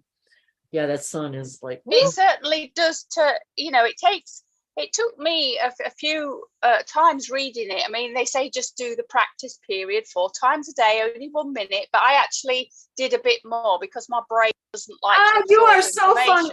She even says that. She says, don't skip ahead. Don't do more than you're supposed to. She says, I know who you are. She's like, I know, you know who you are. Because I told Dave, I said, oh my God, it's the 15th. I said, she started over at the beginning of the year. I need to catch up. But the very first thing she says is, don't do that. She's like, no, don't do that. You have to get each lesson and get it. Yes. Yeah. But the other thing I found with the lessons, Wendy, is that one in particular, I didn't think anything was working. I thought, I'm really not getting this. But there's the one lesson where it says, take a look at objects and say that they're not really there, they don't really exist, sort of thing. And says you may see a wavy line or light on the edge. Anyway, nothing happened, and I'm sat in bed looking at things and thinking, well, nothing's happening. Anyway, I took the dog for a walk. This is about a week later, and it was a fine day. The sun wasn't out though, it was very cloudy, and I'm walking down the footpath and there's a tree. The tree's on the left hand side over a little canal sort of thing, and I'm looking at this tree and there's a bird of prey on the tree. So eyes were drawn to the tree, and as I stopped to look at the tree, it lit up. The tree and the bird lit up like it said it would in the Course, and I went, oh my God. And I looked away, and then I looked at the tree, and it still was so it lit up in front of me. It wasn't just lit up, it showed me what it was going to do, and it started wavering. And on the third time I took my eyes away and looked back, it was normal. So I'm walking along then saying, did that really take face? Did I really see that? Do it again. Do it again. Do it again. And I'm willing it to show me again, and nothing happened. Anyway, I came off the path. I'm walking on the high street, and I said, I need to see it one more time. And I looked at this lamppost, and as I said, please, please show me the lamppost, and it lit up. See, and you it guys, wavered. you know, and and then it's it was funny. gone. And I maybe said, okay, I believe. Thank you. maybe Dave can appreciate this. I was taking photos many, many years ago, and I've always loved photography. And I was taking photos, and it was after I had started waking up and hearing stuff and hearing voices in my head. And I was taking a picture, and as I was, and you guys have probably experienced this, you know how if you look at something in your camera and then you take it out of focus? Well, all of a sudden, it was like they were showing me, they said, look closer. And they said, keep zooming in. What happened was they literally showed me what an illusion everything is, that the flower's not really real. It's not really there. And it was kind of like, here, let me prove it to you. Zoom in. And I'm telling you guys, it disappears in such a way that you can see what's behind it. Like whatever, like a rock or a plant or whatever plant was behind that particular flower, the whole thing just disappears. It's like, and they showed me in that moment, you are creating this. It's not really real, not like you think it is. And the more you use your technology, and I'm sure many of you have seen or experienced this for yourselves, is now that we have these higher res cameras and stuff, we're picking up shit. We're picking up orbs, we're picking up energy, we're picking up frequency stuff in our houses. We can see colors we've never seen before. We can see auras, we can see beings, we can see beings in other dimensions now that we couldn't see before. Because we've created. I know it's. But did you say before that we should ask questions or something? Yes, always. Like, yeah, no, but like when I see light, sometimes when I do a meditation or just close my eyes a while and yeah, and then when I open them again, even before it was only outside, and now it's also inside, that I see like these different lights. No? Yeah. Absolutely. No? And then once it was outside, and then I was doing an interaction with Anna. We were doing an exchange of our treatments, so, and then we both saw the whole sky was off. We only saw these lights. Yeah, it's like flickering lights, like as if somebody's dropped some dust that's all lit up. It's like almost like somebody would call fairy like lights. Fairy dust. Or and then the plane came over. Yeah, I live in Mallorca, and the plane came quite close, sort of. And then all of a sudden there were darker spots in it. So we didn't have a clear light anymore. We tried to clean and, do our thing. It would get better, but it wasn't. There was something there. I don't know. Maybe you can tell me what you could say about that. Or did you want to share sacred geometry? Yes. All what we are saying and what you were saying about zooming made me think about light as a symbol for rationality. So that I think that as linguists we should be translators, even with the scientific community, and so translate these experiences into actual scientific language. So, for example, what you were saying about zooming made me think of Immanuel Kant, and when he speak about a priori experience and a posteriori experience. So the empirical experience filtered the filtered experience of reality that is translated into our brain is the experience that we have through our senses. So a mediated experience. And what you were talking about, this zooming, that everything loses, so its appearance and its form is, as I see it, the direct experience. So not a filtered experience, but the direct experience of consciousness experiencing itself. And all the forms that that language can take is just a translation of this consciousness. So scientific language is a translation of this consciousness, and therefore is necessary to languages to speak between each others, and so they can find the common points and to see where we agree, where everyone agrees. So I think yes, I agree with you, and actually that it's very interesting, because once I started to integrate this more into my consciousness, it allowed me to start communicating with other things in my awareness that I never would have actually even thought I could communicate with, let alone think I would have wanted to. So it's like you begin to open yourself up to being able to see things in a completely different way. And maybe many of us is, oh yes, I've talked to trees before. Yes, I've talked to rocks, but to actually begin to communicate in a level we've never communicated with these things in our that we've created in our reality before. All of these things that we're doing today and sharing and talking and yes, it's like, it's almost as if, and I don't want, maybe Beverly would be good to comment on this as well, because we've talked about this before about the scientific community and so forth. And yet, the whole idea of mainstream is this is mainstream. There is nothing.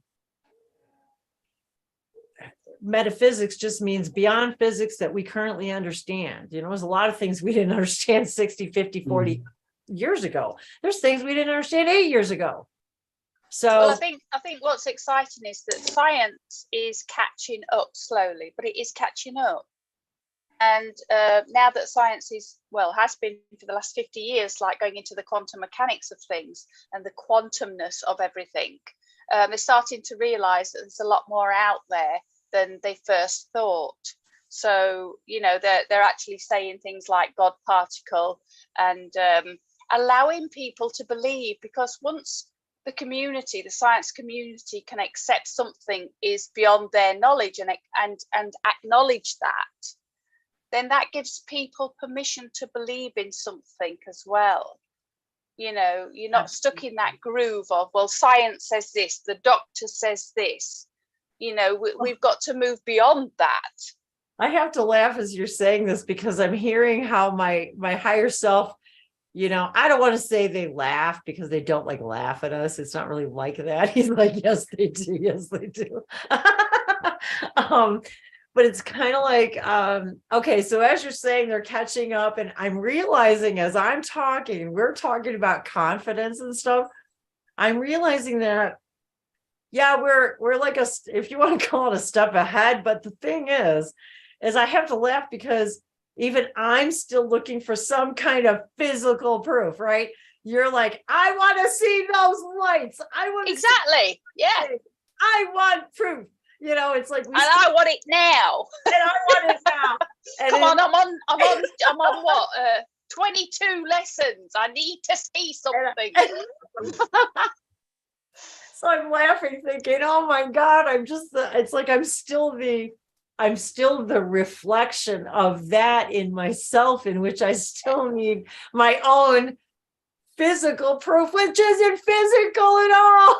Exactly. Yeah. Real anyway. It's like, there are days when I just do that to Dave. I'm like, I just can't look. I actually had an epiphany moment few weeks ago, and it was one of those moments that I broke down in tears. I was so upset. It was the realization how I see it, that every time in my life I blame God for something bad happening or not stepping in to help me, or, you know, we have these moments where something goes drastically wrong, or what we consider is wrong with our lives. And it's like, see, I told you there was no God. And you go off on one, don't you? And moments like that in my life. And so this epiphany was when I was reading and I was learning about the spark within, you know, and that we are the light. So every time you're asking God to get you out of it, you know, he's not going to show up for you because you are him. You're part of him. There's only you can get yourself out of it. And you can do it because you're the creator of it. And it was like an epiphany moment that I cried. I thought, because I'd always wanted something to step in and save me. Yes. And not want to save myself. Yeah. It's very true. It's very and true. The realization that there is nobody else going to help you. It's you. You created your own story. It was like a light bulb. Ding. While I 100% agree with that, we've also designed into our experience synchronicities to remind us that we create our own reality. So in a way, we're getting help from ourselves in ways that feel outside ourselves, or even, you know, voices in our head, or visions, or experiences, even like, you know, looking outside and seeing everything all lit up. But they're experiences that our consciousness is creating for us, so we can remember more of who we are, and to, you know, to in effect answer our prayers. So the question is, you know, what do you want to do with it, and how do you want to act accordingly, and prove that while we're experiencing a physical experience, that we want the physical situations to match our physical desires. So we have to be in the frequency of having those things happen in that way. And also just the idea, I mean, you could have magic could happen, but you have to believe in magic. So if you don't want to believe in magic and you want the magic to prove itself to you, but you have to believe in it for it to happen, you're not going to see it. There it is. No. I had an experience that I do class as magic. It was many years ago. I was helping a friend with a piece of furniture. Now we had to borrow, like she had to borrow my trailer, and of course had to go in my car because she didn't have a tow bar. So we went down to pick up this piece of furniture, and the subject of petrol money had not come up. But when we arrived at the destination, she went out to see the people initially, because the fellow there had said he'd help to get the furniture into the trailer. And while she was gone, I undid my seatbelt. I went to get the handkerchief out of my pocket, and I felt a piece of paper. And I'm like, what's this? And I pulled it out, and it was a $20 note. And I'm like, this was not in my pocket this morning. I'm sure it wasn't, because I usually always make sure I've got a hanky, shove one in my pocket, I check my pocket that there's a hanky. It was not there. And I was like, how did she do that? Because it was on the same side, like she would have had to reach across, stick a hand under the seatbelt into my jeans pocket, which was tight. And I'm like, how did she do that?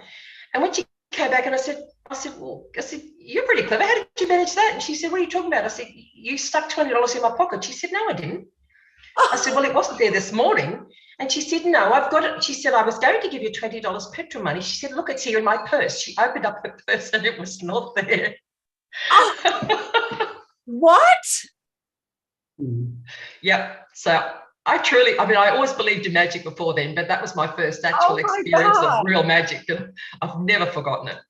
That's funny. You know, a couple of days ago, we've lived in this house for a year, and I still not finished unpacking. And I unpacked a thing the other day, and I had to find it on purpose. So I went and got it and hung it on the wall in front of my desk. and it says you are magic. It's just a little thing I found, and it was like I just felt like my higher self or somebody was bringing me to remind me for me, to remind me, because it was one, having those moments and those, just doubting moments and things like that. But that's pretty cool. Like, that is an awesome story. I thought it was pretty cool. I got a different story, which is not necessarily to do with magic. Well, like I said, that we want the universe to prove it, and when we really think about it, there are almost always situations that if we really allow the idea to come back to us, that it has proven it. Yes. And for you, Wilma, you had at least one moment where there was clearly magic that happened. Oh yeah. So no matter what else happens, magic is possible. And absolutely, it's just wanting to be in a state where magic happens, and you were in it. So just remembering that happening puts you in a state, puts you of back magic. in that state again. That's yeah. So a totally different experience, which has nothing to do with magic. In fact, it's rather sad, but I felt it was a lesson or a reminder. So I've moved to where I am now. I'm in a country area. I've moved away from the city. And so I felt a lot stronger connection to nature, and I've always been really connected to birds. And so I sit in the backyard of a morning with my coffee or my breakfast, and I just listen to the birds or watch the birds. And like there are birds here that I didn't used to experience in the city, so I get really excited. There was these little finches, and I love finches, and I love little fairy wrens. I've noticed them in the garden just for the last 2 days. I've been here almost 3 months. It's the first time I've seen fairy wrens in my garden. I mean, I've seen them in my daughter's place. First time. And I was like, oh my God, it's a fairy wren, yes. Really excited. But and I saw it again this morning, and my heart goes, the heartbeat raises when I get so excited. But the little finches, now I was trying to identify them, because when I do see birds, I try to identify them if I can. It's very hard when they're up in the trees, too far away. But I'd seen them, and I mean, I knew they're finches because I recognized the call. And I was looking at them, and I was trying to watch them, and I even grabbed my binoculars out, and I'm trying to look closer at them. And I was like, I really want a close look at one of these finches because I want to identify it. I jumped online, I tried to find something that looks like it, but I couldn't find anything like it because they only do like the main ones. And so my thought was, the thought I projected out was, I'd really like to have a close look at one of these birds. I want to see what it looks like. So one day, I was sitting inside and I heard this thump, and I thought, oh, that sounds like something's hit the window or something. So I've got glass sliding doors out onto my patio, and as I opened the door to step out, I saw this little bird on the ground. He'd flown into the door. I'm going to cry in a minute. Just excuse me if I do. And I looked at it and I thought, oh God, I hope it's just knocked out.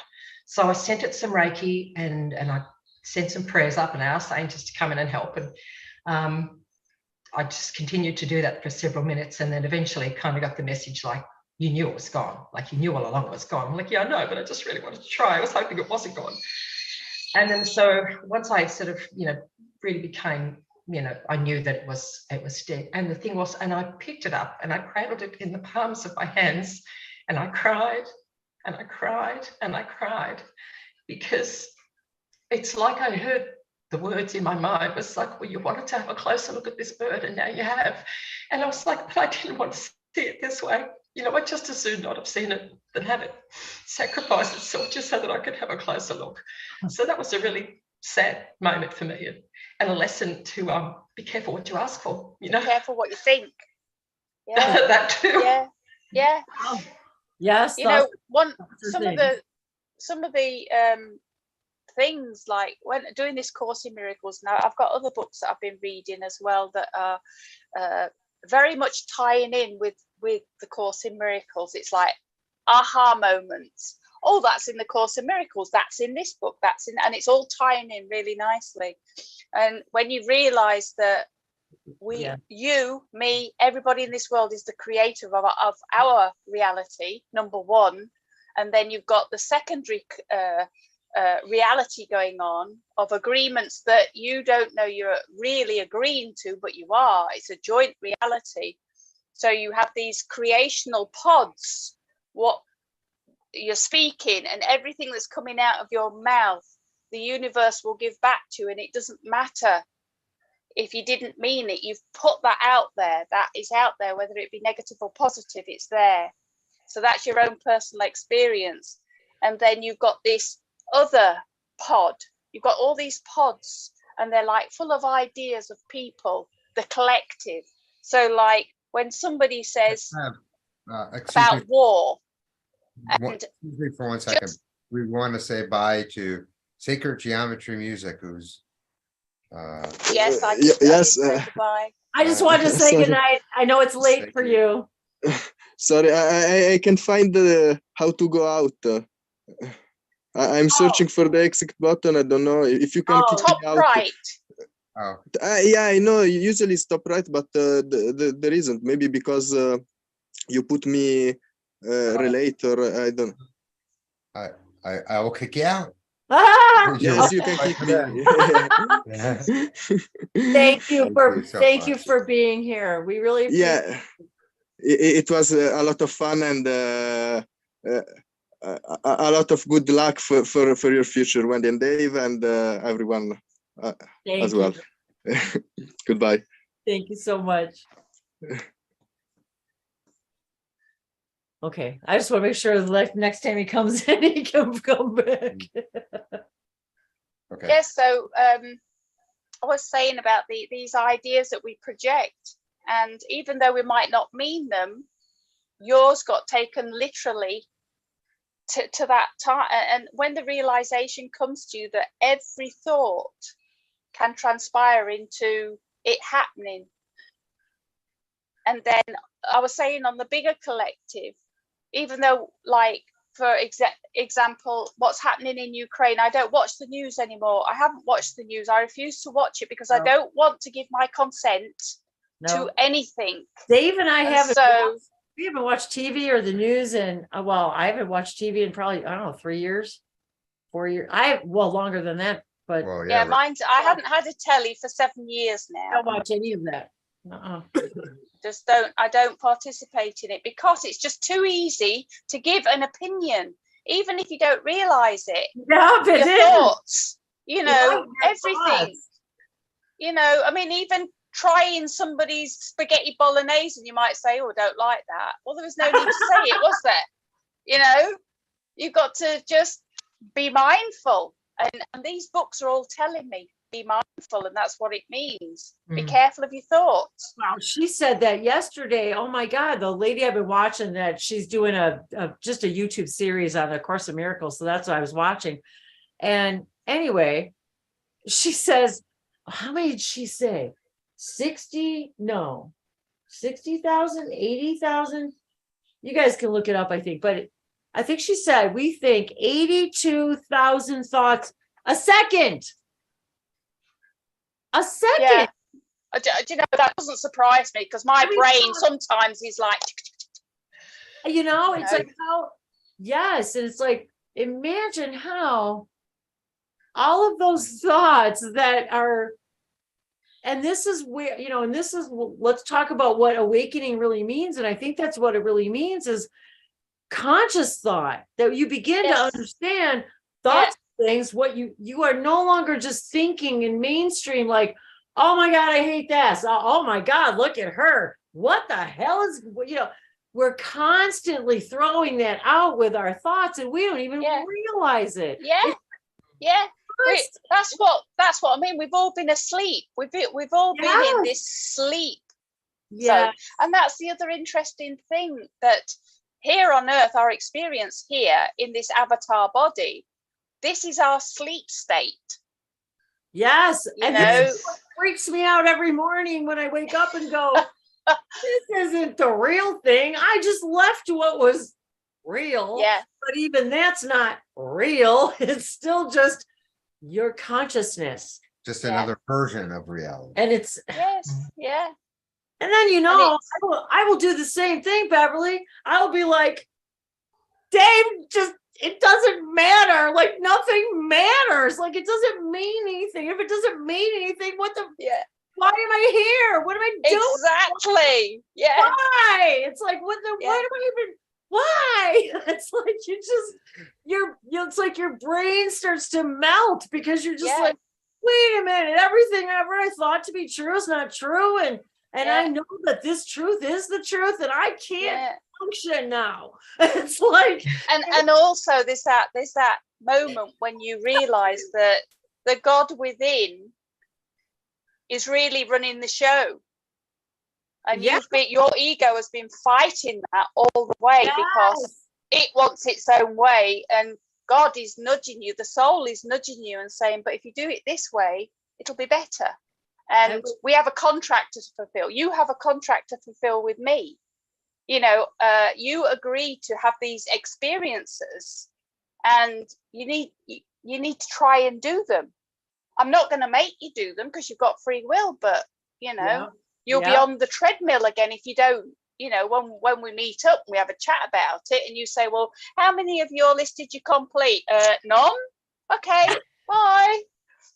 Go back to Earth. In A Course in Miracles this morning, she says, oh, wait, how does she say that? Like God did not create your reality. You did. You did. And you're like, no. You did. God did not create your reality. Yeah.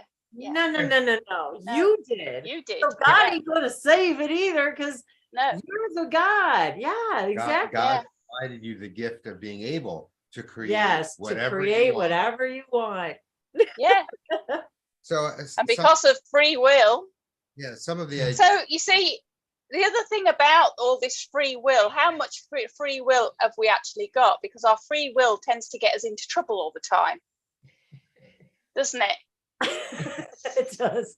Well, sometimes, and I guess Bashar has talked about the idea, a couple other channelers and other people talk about it, but we've chosen to have this experience and we're basically on a haunted house ride. We're sitting in the cart going through the haunted house. How we decide to experience it is completely up to us, but the ride will continue one way or the other, and you're going to be on it. And if you finish the ride and you didn't experience it the way you wanted to experience it, the ride starts over. And you want to go on it again. That's the strange thing, because here in our human form, or me personally, I have been fighting with so many things this last, I would say, 2 months. You know, the epiphany of God is not going to save me. I have to save myself. Damn it. The epiphany that if I don't, understand this fact, then I'm going to be here for eternity. We're going to be here. We're going to be somewhere because God is eternal. But, you know, from my experience, this one time on Earth, I've had some good moments, but because of my personality, it's been really hemmed down. You know, I'm like this rosebud that wants to flourish but isn't been allowed to. It's been stamped on. So, you know, and I think most humans have that kind of experience. That's, you know. So you create realities from your beliefs. So what beliefs do you have that are preventing you from getting through what you feel are blocks? Because you're creating it. And we're finding out now that we're in charge of the whole thing.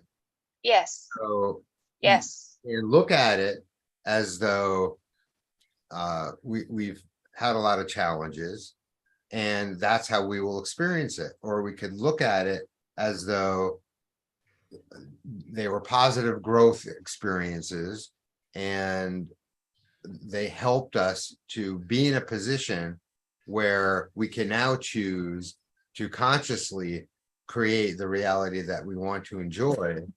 Yes, I agree with that. Every little thing that isn't in alignment with that is going to pop up to you and show you very strongly. Boy, does it. And as it has been explained, there's a knock on the door and it's Mr. Negative belief. I'm here, knock, knock. I'm here to let you know that there's a negative belief that you're buying into. Let me in. I want to sell it to you even more. I want to show you that you shouldn't get rid of me. You shouldn't sell it to somebody else.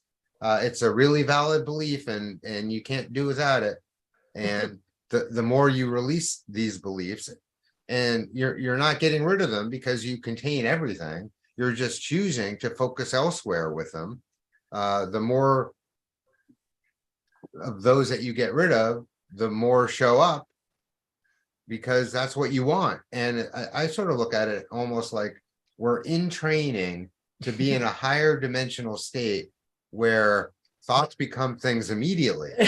And if we're not in control of our thoughts, that's not going to be an experience you want to have. And others, even though there really aren't others, but there are other consciousnesses that have agreed to participate in your experience. That's not going to be good for them either. And they may not know that they've got control over that.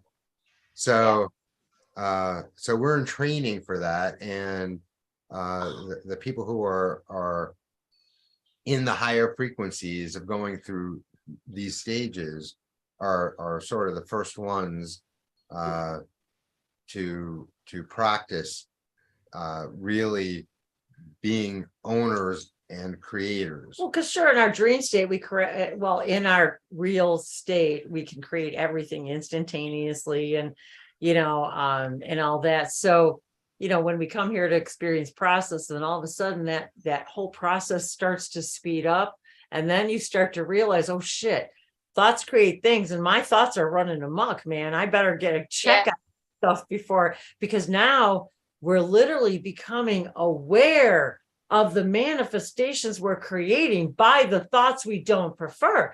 That is awakening for sure. Like, that is awakening. So this is what I'm saying with the idea of, if you've got all these boxes, and so somebody has a thought, and then somebody else has a thought, and that goes into 1, 2, 3, 4, 500 boxes.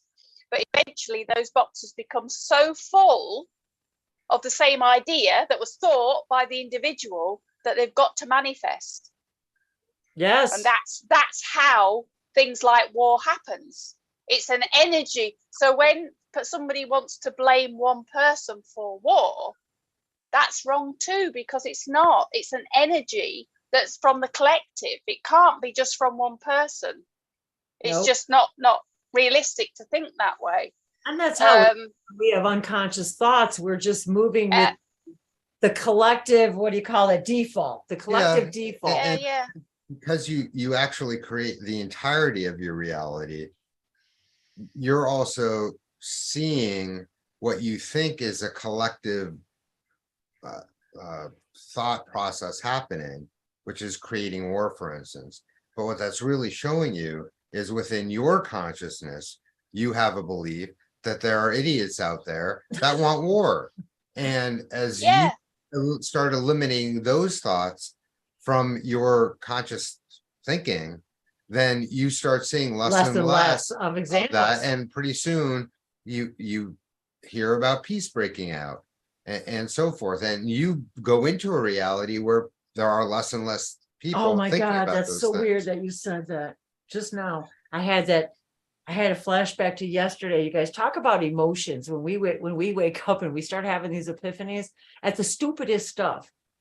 I'm watching video. I happen to see videos coming across, and there's a lot of them now, thank God, where there was a day when I would see all these commercials, and I think you guys can agree, where a lot of commercials about things we don't want to see to make us feel really sad so that we can, puppies, children and puppies and all this stuff. And I remember hearing over and over from all these channelers, if you stop focusing on the things you don't want and you start focusing on the things you do want, you will start to see the evidence of that, because yes, thoughts are things and all of that. And yesterday I'm watching a video on, I don't know, what is it? Is it the Dodo or is it whatever channel where it's all videos that are happy videos, mostly. Sometimes they start out as, oh, you know, this dog started out in the shelter and he looked anyway. But what I literally started to cry, you guys, because I realized, oh my God, I've moved into the reality I always wanted, where now all I'm seeing is videos that are about happy things about dogs and happy things about, you know, and all of a sudden everything I'm seeing has shifted to not the problem, the solution. Like I'm starting to see evidence now of being in the vibration of the solution. Like all of a sudden now you get all these videos out there about people fostering dogs, people, you know, all of it. And of course, because now Dave and I get a puppy, completely unexpected, you guys, with its own set of fun synchronicities and things. But, you know, yeah, a puppy came into our lives like 5 days before we were going to get married, and it just sort of happened. And every plan that we had about what we were going to do before and during and after the ceremony and the following 7 days of our of our celebration of our was completely devoted to puppy. And I will tell you, I can't tell you how tired I was in my own wedding video. We had not slept for days because we had just gotten a puppy, and she was all 6 weeks old, not 8, 6. Yeah. All night, the crying and the crate training and the going outside every hour on the hour for 24 hours for 5 days. It was like, if people really knew what it was like here before and after, like, and still to this day, like even this morning, I said to Dave, what was I thinking getting a puppy? I'm so tired. I was just like, what? There's no going back. And I'm like, you know, she's ours, you know, it's like the baby, you know, he's like, you know, excited. It's like, oh, you're pregnant. Oh, wait a minute. I just committed to an entire lifetime to this little being that's going to rely on me for its life, for everything, forever, for its whole life. And I'm just like, oh God, what have I done?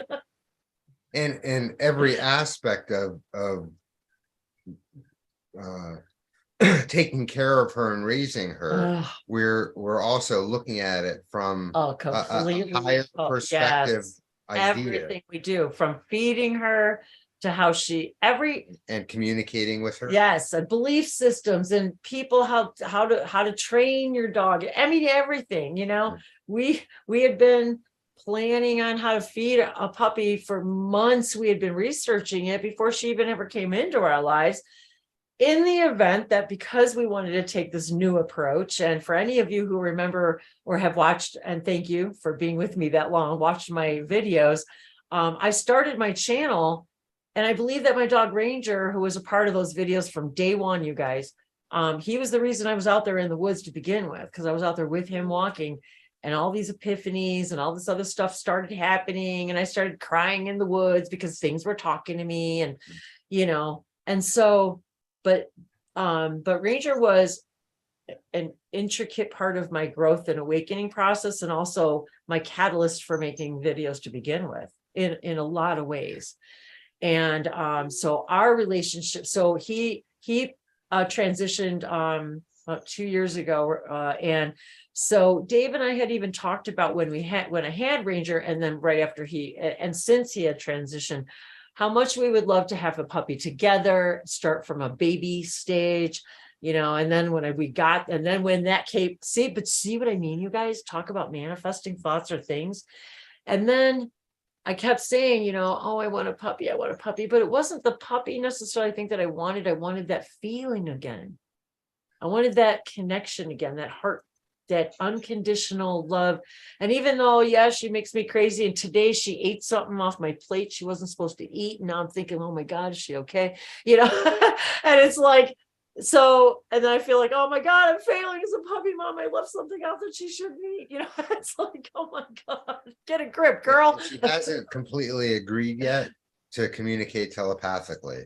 So she doesn't follow our wishes.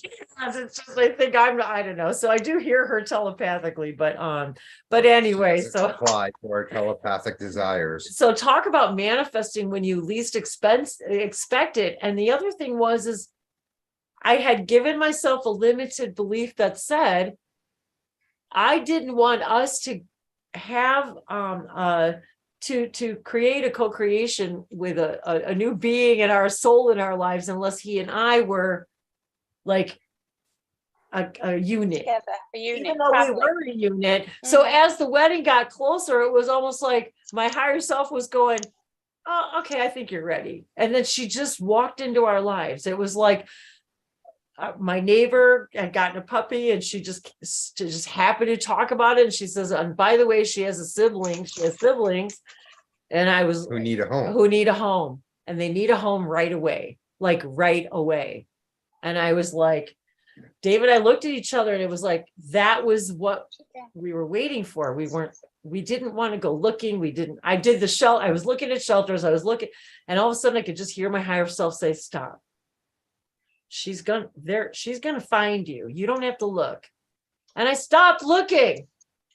And then she came. It was like as soon as I stopped looking, she came. But now, since this is on YouTube and being recorded for all time, I will reveal to the world that for about a year, almost every single day, you said, I want a puppy. So no, thoughts don't become things or nothing. Mm-hmm. And I said, don't worry, at the right time.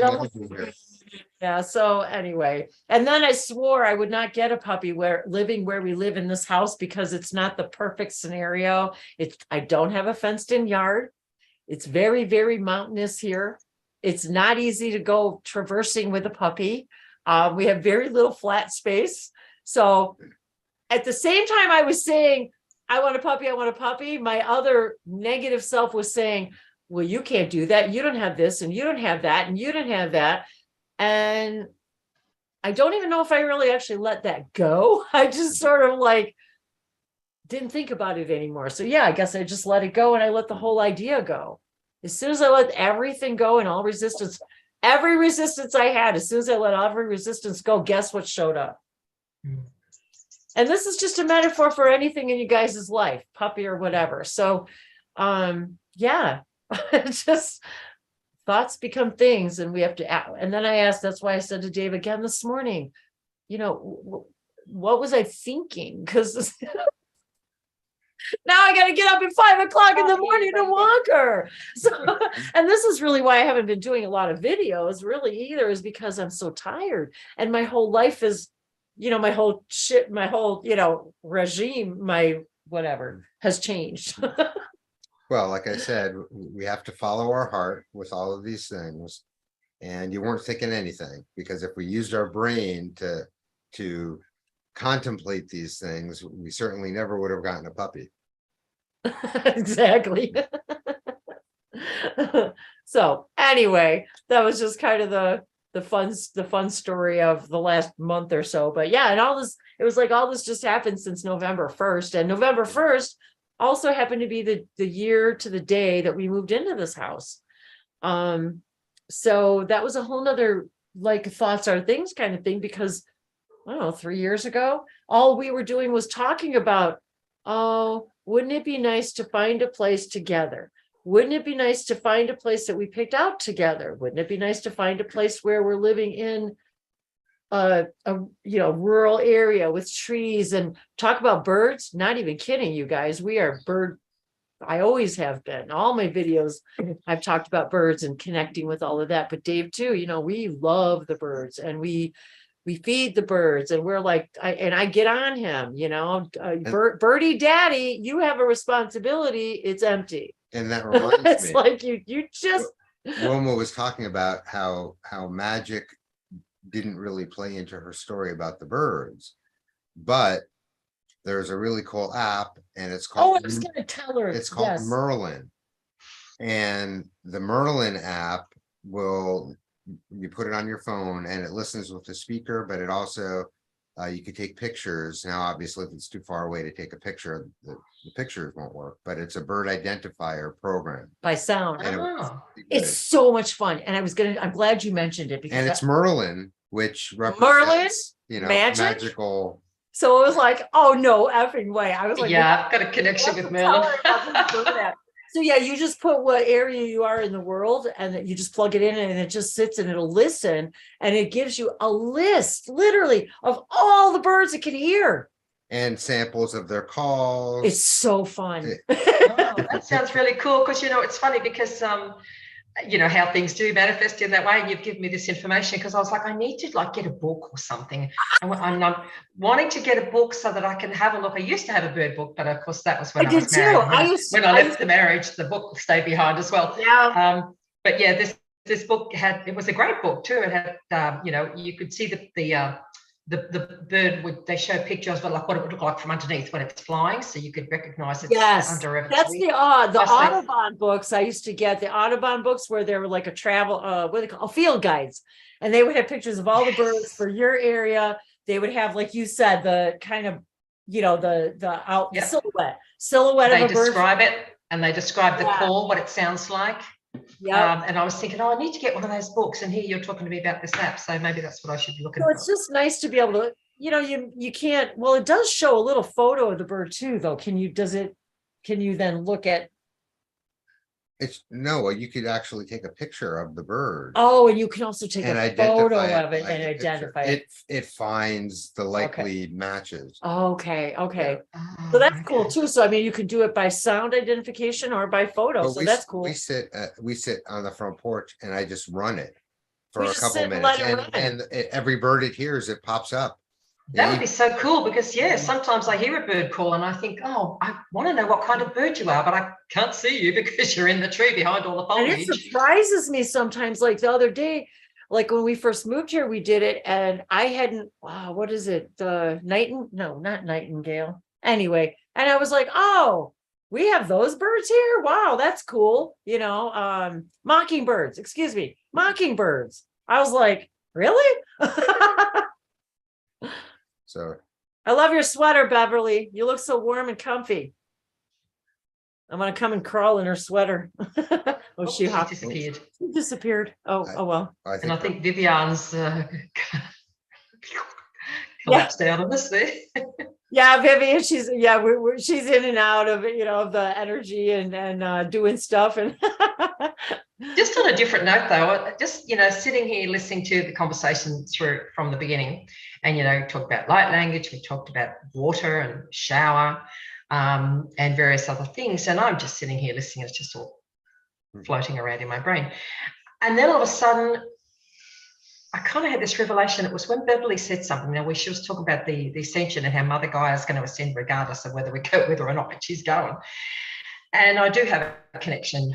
I feel I have a strong connection to Mother Gaia. And my revelation was, because I'd never realized this, I get in the shower every morning and I feel, it's like when I get under the shower, it's just like, oh, I just feel like it's just so wonderful. It's almost like I'm home. I don't know. I can't really explain it, but it just feels so wonderful when I get in that shower every morning, and I'll start to sing, and in light language, or even just tone. I do it a lot. It wasn't until listening to this whole conversation and all these bits and pieces floating around in my brain, and then when Beverly mentioned Mother Gaia, I was like, oh my God. I just realized that when I'm singing in the shower, and I know this is true because I choke up. When my body recognizes truth, I get all choked up. Me too. I cry. Yes. And so I realized that when I'm in the shower and I'm singing to Mother Gaia. And it was such a revelation. Wow. So yeah, thanks everyone for that. Oh my God. See, this is why we do this stuff, you guys. I don't want to plan hangouts. I don't like to have I'm going to do this and this and this, and I'm going to do this, and I'm just going to do it. And I'm going to perform, and this is why we do this. Right here, right there. Beverly, Yeah, I said before you blew out of there, I said, I love your sweater. You look so warm and comfy. I said, I just want to crawl in there. I was like, oh, you look, her leopard, but your mic's off. Your mic. There, is that better?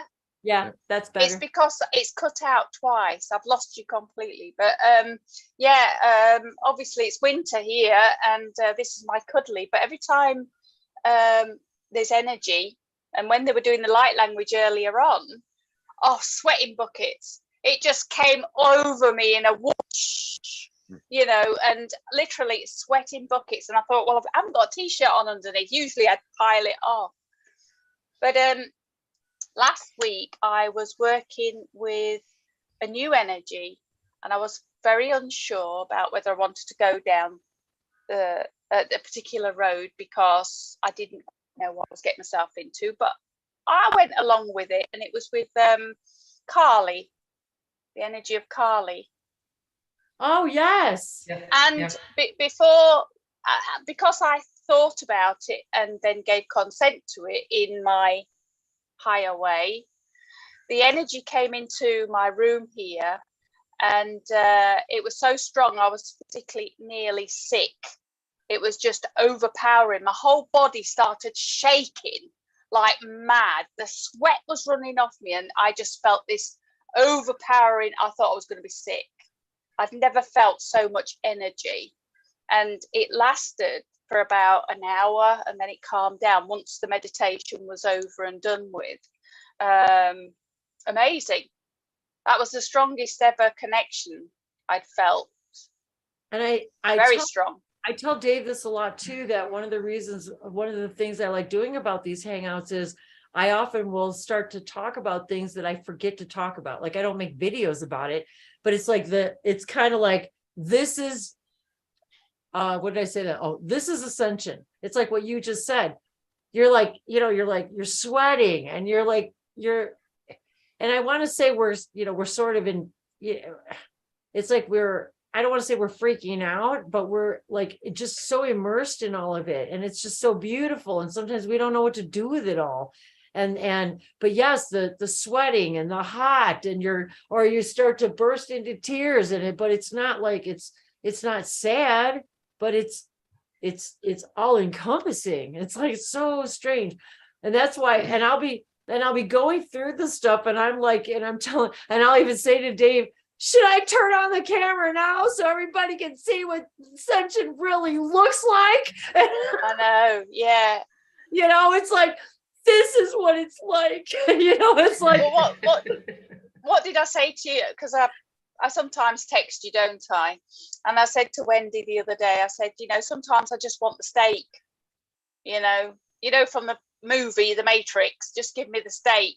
Yeah. Mm-hmm. Because sometimes it is difficult. The aha moments aren't necessarily always good.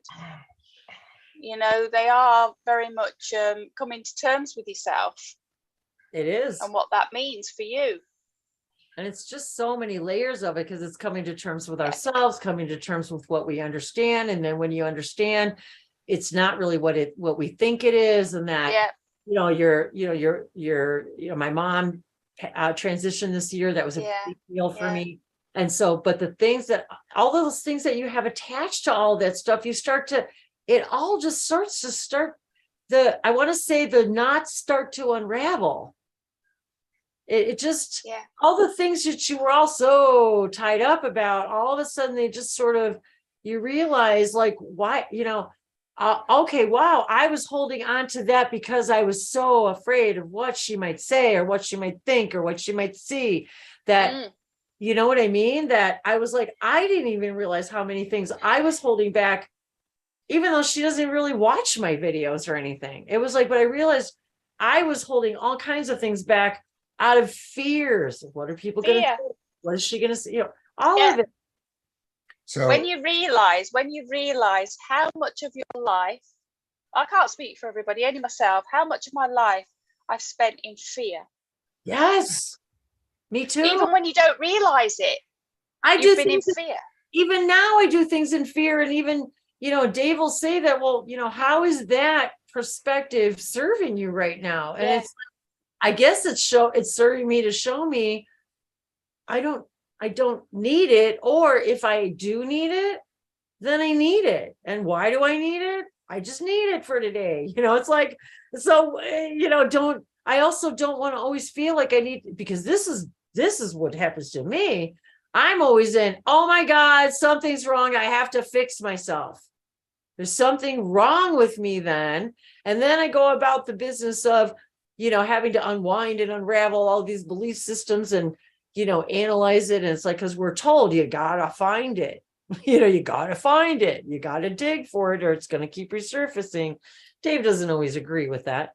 But and it's true, because sometimes you just make the decision. But I have to say, we can make decisions to like allow, and it's really not letting go, because there's nowhere for it to go. All you're really doing is integrating the truth of it. That's really all you're doing. Not letting anything go. There's nowhere for it to go. You're just saying, I allow the acceptance of all things. And that is part of that. And if it's serving me in this moment, great. And, or if I'm now identifying it's not, then sometimes there's a crying or weird process that you go through, or that resistance process where you go, but I still want to hang on to that because it feels kind of good. And even though I don't like it, Speaking of letting go, I gotta let something go now. Because I've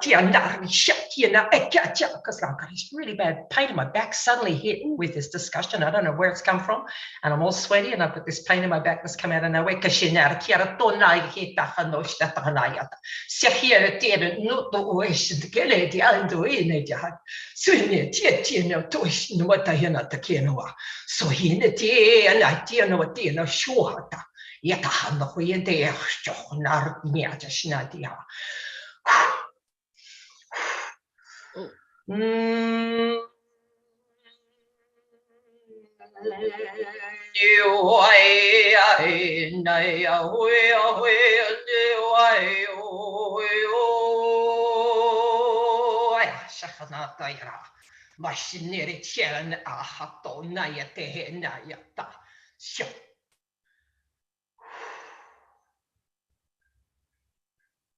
I think it's gone.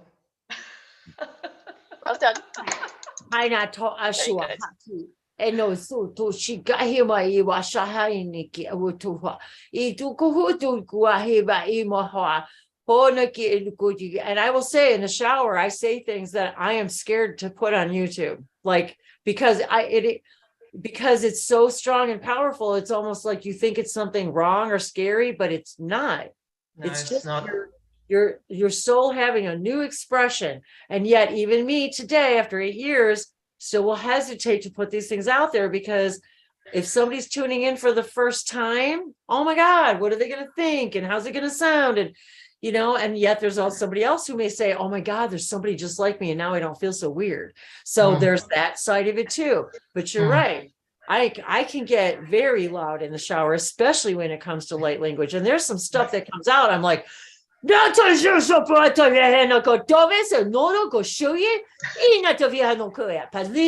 Sovasho, Tokona, Liteva, Sanara, Kanondo, it's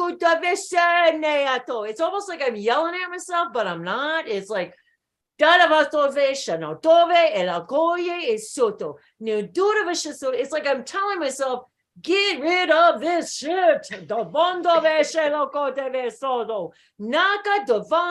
But you see what I mean? It's like even now I'm still afraid to express myself in some of these ways, because I'm thinking, but see, you, Wilma, Beverly, everybody in this room, all of you guys on YouTube, whether you're watching or not in this now, because it's all now, give me permission to accept and allow and appreciate myself and be myself. You give me more permission to be me by you being you, by doing those things.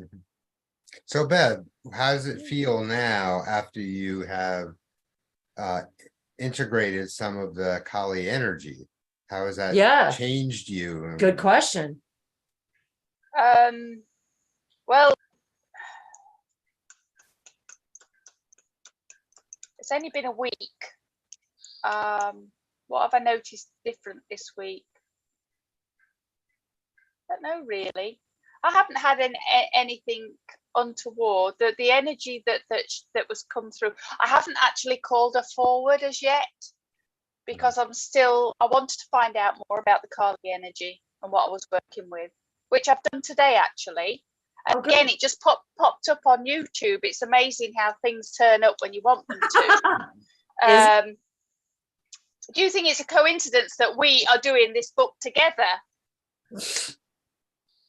What do you think? I mean, you couldn't make that stuff up, could you? Of all the books in the world, me and you are doing A Course in Miracles. It's We're like in the same place.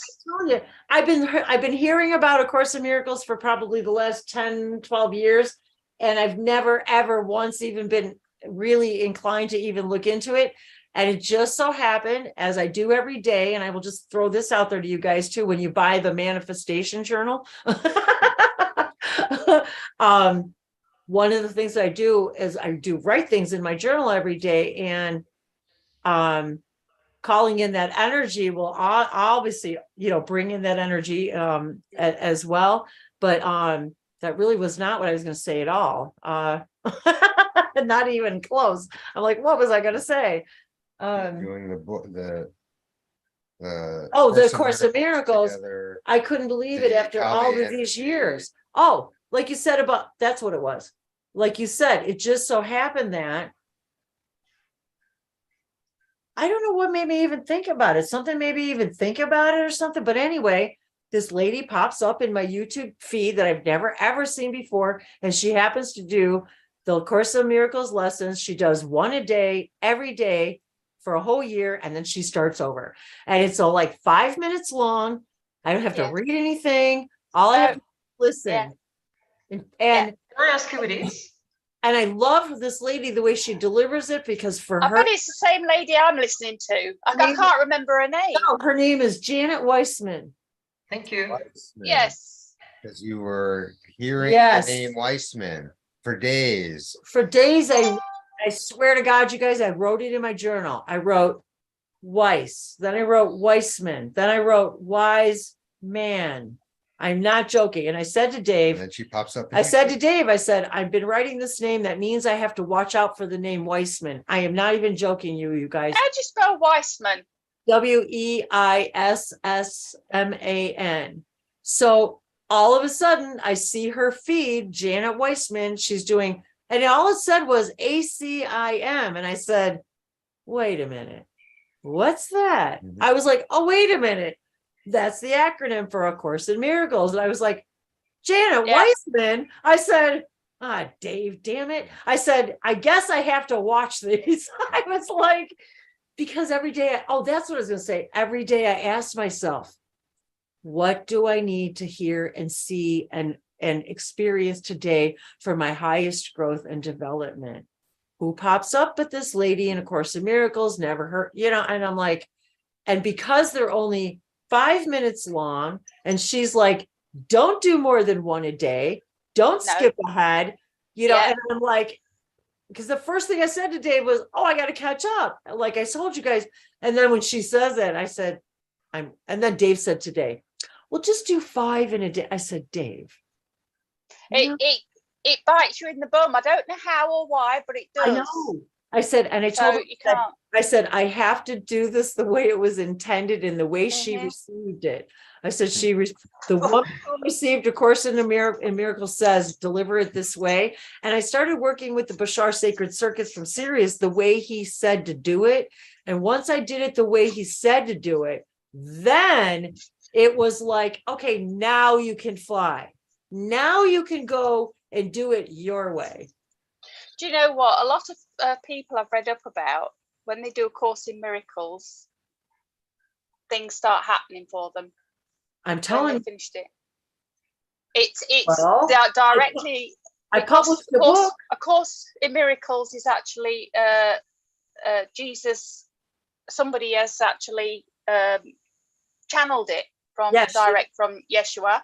Yes. This is the other one, which I'm on the book number 6. I've just finished The Alchemy, which is Paul Selig, and everything that I'm reading in his books ties into this Course in Miracles.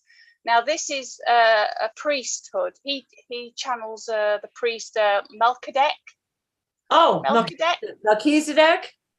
Yes, that's the one. Okay. Now these guides, when I'm reading the book, they're touching my head. I feel them about me, and again I get the energy in my center core. And every time they do, because what they do is they do, what is it when somebody, they read it to you and they say, Yes. right, we're going to say this, the word. Like they narrate the book? Yes, and they do a prayer kind of thing. And then they say, we want you to say it. And then Paul Selig will channel tone. Paul Selig. Yeah. So I heard somebody else recommended him. First of all, I'll tell you what, this book opened me up. The first book I read, which if anybody is interested, this is the one you want first of all. I Am the Word. And that has the frequency and tones in that align you to Christ consciousness. That is the one. And the first time I read that, I'm not kidding you, it says they actually said, we are going to raise your vibration so that you know it's us. I nearly bounced off the bed. I bet. All of a sudden, Beverly, I nearly bounced off the bed. I just got so hot, like hot. My whole body is hot. Like I've got tones in my left ear. Dave, yesterday when we published the book, when we were working on the cover,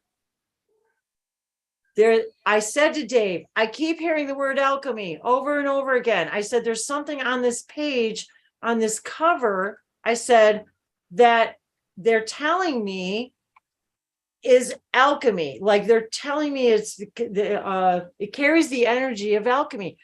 I had a private session this week and I told her, I said, I keep hearing the word alchemy over and over again. Well, it's there. Oh my God. I even wrote it in my journal yesterday because I'm like, I keep hearing the word alchemy. Why am I? And I read the book, The Alchemist, but I was like, oh my God. Oh, and Ostino said, I got that too just now. So I'm telling you, this is definitely a raise in vibration, a raise in frequency. All of this whole of course it is. So keep in mind that too, you guys, if you're watching this later, in a recording and you're not, you are right here in the energy with us. As soon as you start watching it and you're here for a reason, this information is, take what you, of course, like everything, take what you like and leave the rest. But we create our own reality. So anybody who's watching this, guess what? It's you creating the video for you. We're just figments of your imagination telling what you need to hear right now for you. So that when I turn that back onto myself every day and say, it's like sometimes that isn't easy to. You're jumping all over the place. I can't hear you. Oh shit. Maybe I don't know if it's my connection or hers. I can hear fine. So yeah, maybe we'll see. Maybe Beverly, your frequency is just too high right now for your internet. You've got some visitors. Well, good. Then hopefully all this will still catch. We'll still be able to pick all this up on the video. The Kali energy does not leave until you're ready for it to leave, or you've integrated it. Well, it reminds me too of when we were doing Goddess Fridays, of which Beverly was a part of, probably most of them, if not all of them. And we would actually do that. That reminds me, Beverly, of when we used to do those Goddess Fridays. And I think we might have discussed Kali once, but it reminded me of when we used to do these hangouts. If you guys ever want to check them out in YouTube land, Goddess Fridays, and we did them for a little while. And Dave and I would choose a goddess to honor every week. And we would dress up and we would do bunches of research, or we would find props or garments or whatever to help amplify that energy. And pick them from the oracle decks too of goddesses. Oh yeah, that's right. Because we have an oracle deck of goddesses. And so we would just pick a goddess to honor. And so I'm not even sure why I'm even sharing this, other than for all of us to recognize, and for you especially specifically, Beverly, is that, yes, we have to honor these connections, and we have to know that there's something very real for us there, to investigate, even if it's just Googling stuff, and you come to realizations about yourself.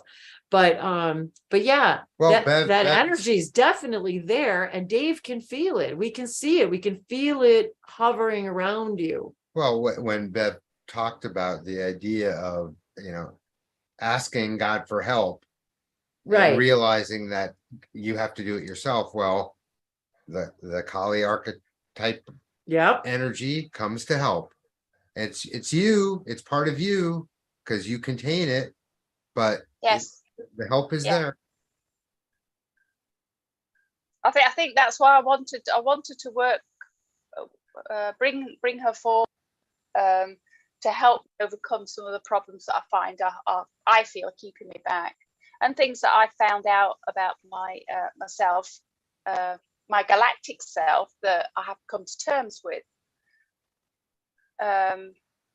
Yeah, just an amazing journey up till now.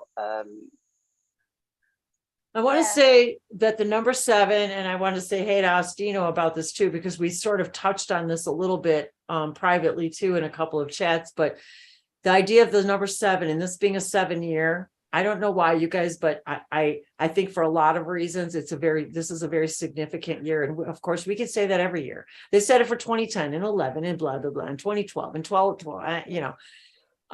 but this year being a number 7 vibration is just, it is what it is. Okay. It's a 7 vibration. We've all agreed that for some reason that means things to us. We've assigned a meaning to 7. Dave and I met on the date 7/7. Dave and I talked about the 7 days of celebrating the wedding. He read the 7 blessings. And of course we understand about creation and 7 days. And then of course, all these other things that are related. 7 days. And luck and slot machines, 777. If you guys have been watching me for a while, 7 sisters. 7 sisters. Dave and I just talked about the 7 sisters. When I have a bag that was a gift to me, and it says 777 on it. Lucky gal and loving it. It's pictures of slot machines and money signs, and so we associate the number 7 with awakening, spirituality, prosperity, luck. We associate it with luck. So whatever luck means to any of us this year, it's about amplifying that energy. What does that mean to you? What does magic mean to you? What does your abilities mean to you? And so it's very significant for us that Dave and I, that has been our energy 777. So not only do we meet on 7/7, but the date equaled 7. So we met on a 7/7/7 day. And then which equals 21, which breaks down to 3. So the symbol of the trinary consciousness, the body, mind, and spirit, wholeness, whatever those things mean to all of us, that idea of the Trinity. And so it felt significant just now to mention it. Don't know why. Maybe somebody just needed to hear it. Maybe somebody needs to resonate with it. But I know for me and for Dave, why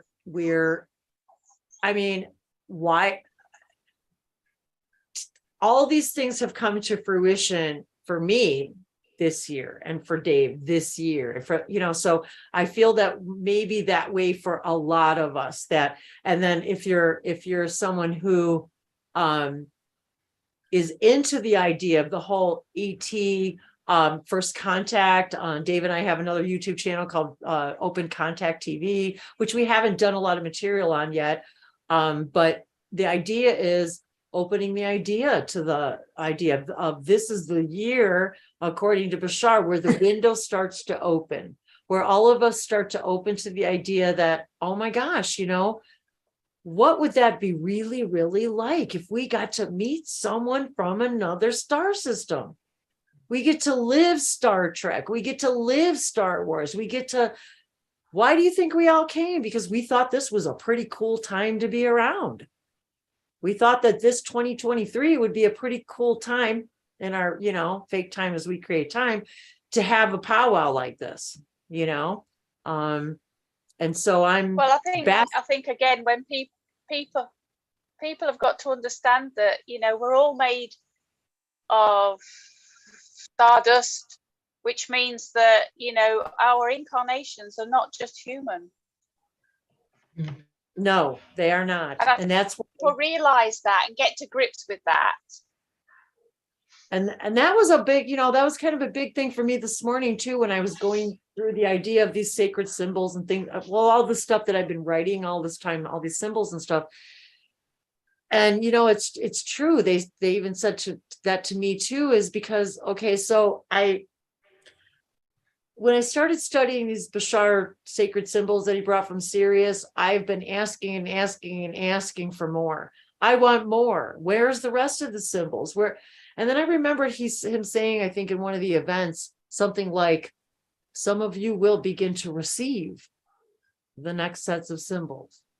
Now, it was hard for me to own that, because why me, of all the people on the planet, would I be receiving these? Well, because I guess I thought it was an exciting thing to do, because otherwise I wouldn't have been so interested in them to begin with. And not only working with them, but sharing them, being so motivated to share these to help other people maybe experience some of the things that I have, in awakening and that. But I was told very adamantly this morning that I need to present these specific sets of symbols, and I need to specifically say it, own it. I received these from not only my connections to the Sirius star system, but to several other stars. I'm holding on to my ear for some reason. To connecting to all these other star systems, and they're telling me the same thing. You got to own it, honey. Don't be afraid to tell people that, and they reminded me, and I even said this to Dave out loud this morning. I said, they reminded me, they said, well, where did Usui say he got the information? From God. It was downloaded. And now we've embraced Reiki in a way that probably he never would have ever imagined. So whether it's God or another whatever, doesn't really matter. But the point is that 444. Oh, well, there we go. 444, repeating numbers by the 1111 journal, guys. Write it down. Write it down, 444. So right now, if I had that journal, I'd be writing down, it's 444. What was I doing? There's 4 people in this hangout. I was having an amazing time with amazing people at 4:44 p.m. my time this day. So that would be something that I would maybe jot down in that book, and then start to look for other patterns, what was I doing at the time that I saw 444? I was in some pretty high energy. I don't know about you guys. And the puppy from Sirius. And now she just woke up. The little girl from Sirius, my Sirius dog star companion here, just woke up to say to me, yes, you did get them from Sirius, among other places. So this morning I'm writing in my journal, and all of a sudden they start listing Sirius, Sasani, Ra, the Elohim, Andromeda, the Pleiadians. They're like, you know what I mean? They're like, okay, you are all these things. All of these parts of you are sending all of this information, and you just happen to be you happen to be receiving it. And then to me, it translates into these things. And and so then I'll look at these, and it's like, well, I don't, people, oh, can you read it? Well, no, not really. But then sometimes they'll tell me stuff, well, this is a transmission from this star system, and we're explaining to you our whole ascension process. So in this little set of symbols, we're going to explain to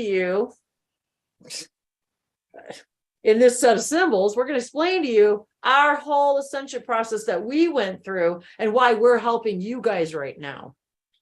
And it's all represented in this string of symbols, which up to this point, I haven't always been, saying those things, but it's like, now they're like, what are you so afraid of? There's nobody in your universe but you. What are you afraid of? Who are you afraid of? Hi, puppy. Okay, guys, here's Abigail.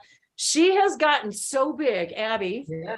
Hi, baby. Hi, mommy. You get up from your nap. Yes, you did. Who doesn't need a dose of puppy, you guys? Look at her. I can't see. Oh, there you go. Yes, my girl. Yes. Yes, my love. I've got a nice little story to share with you.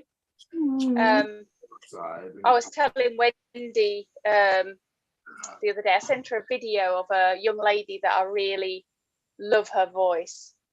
Oh, yes. And the reason why I think this girl is so special is that when she sings, my body vibrates. And I know now that the vibration in my body is connected to the Christ energy.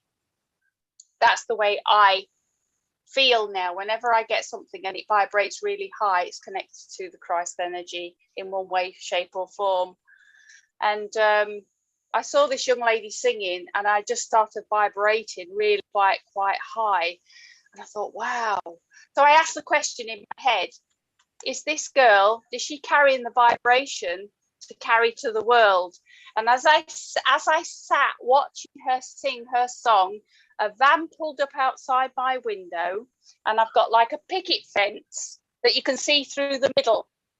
And in the middle of this picket fence were 3 numbers.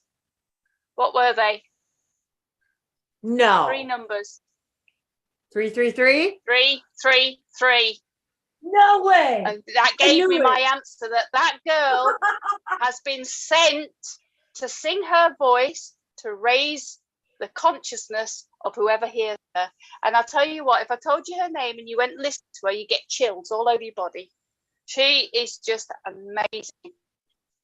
Yes, absolutely amazing. That's what wasn't that the word I used? Didn't I say that to you? I said chills. You got chills, didn't you? I said chills. You got chills. It was the first time I fell off my chair the first time I heard her.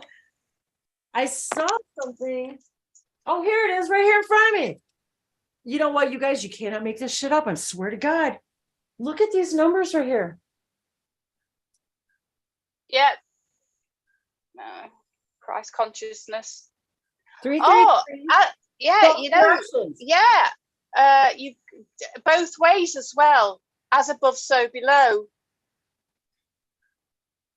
I believe that's what they said to me when I was writing this. And when you said 3, I knew what you were going to say. And I was like, wait a minute. And if you guys look too, there's like 3 triangles. There's kind of all kinds of weird stuff on here, but 3, look right here. There's 3, whatever this is. Well, one of the questions I asked in my head was, is she a crystal child? Is she one of the new children? Oh, it says 111. Now I know that she is. She's a special child, been sent here with a special mission. She might not know her mission. Well, she probably does. And actually, you guys, it's funny. I drew this on 3/30/2016.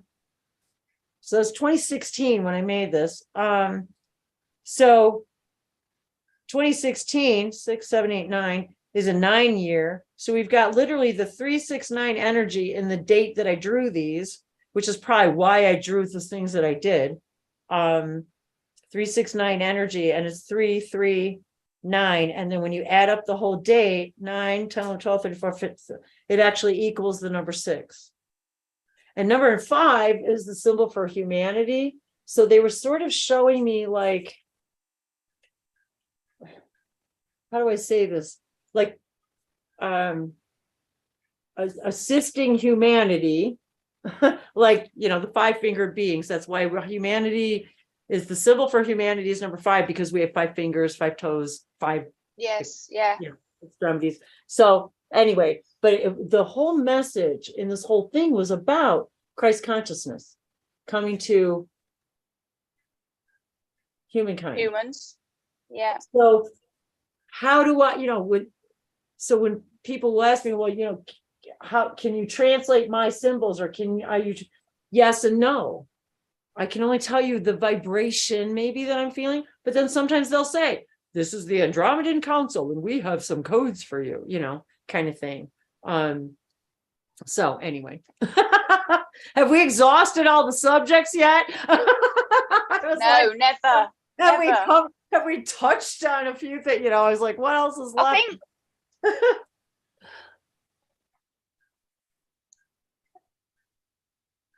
I was just looking at I don't know if you can hear me because you're glitching again. Yeah, I can hear you.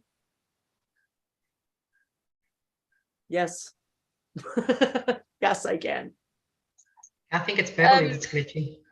I don't know, how many people are listening. Yeah, I don't know how many people are listening or what they think, but I mean, definitely, if you go by synchronicities, the synchronicities I've had since I've started, which I realise my journey has been longer than I thought it was. I think I've been probed all my life to go in this direction. And the lack of understanding about Christ consciousness and what it means and what people's perception of the Christ consciousness is, because of their link to the religious fields that are out there, that have been out there for all these hundreds of years, and they're getting it wrong. They're getting it wrong. Their thoughts on the Christ consciousness is misinterpretation. It's just not the going down the correct path. And they have to know what the Christ consciousness is, and that's what we're all moving into. That's what's all within us. It's already there. It's ready to be activated for those people that, and that's what a light worker is doing. Essentially, is opening that way forward for the Christ consciousness within each person. I agree. What happens from there, I don't know. I agree with you, and it's not a matter of, and again, these things that we share are simply our experiences and our sharings, and everyone's perspective on the entire planet is always going to be unique in their own, and that's what makes it such a beautiful experience.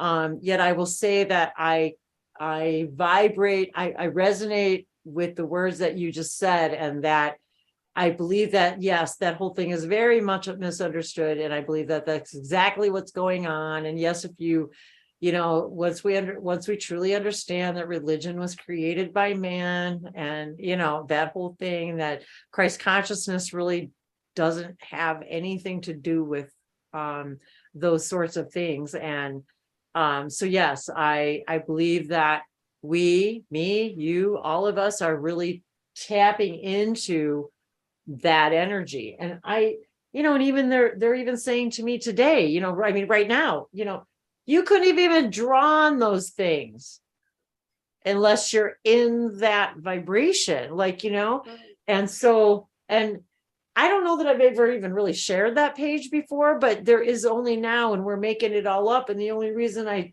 I wrote it was because it was because so that we could talk about it right this minute now. It isn't, you know what I mean? It was like, that's all it was for. It was for us, for this now, for this conversation, so that I could say, oh, wow, what a coincidence. 333. Look, Beverly. Yeah. And people misunderstand that frequency, the word frequency and wavelength. Yes. As human beings, we operate in a wavelength so that we can have a 3D reality, a very dense reality. The fact is that the Christ consciousness is a moving of the frequency. It's a highering of the frequency. It means that our wavelength is changing. Yes. And that's what the Christ consciousness is. Absolutely. It's a different wavelength. Would you turn on the light, my love, please? I can't. It's like you're getting really dark in here. Alexa, turn them on. Well, I could have done that. Mhm. Oh, no. I think I turned it off. No. Of course, my mother, who is Catholic, would totally disagree with everything I say.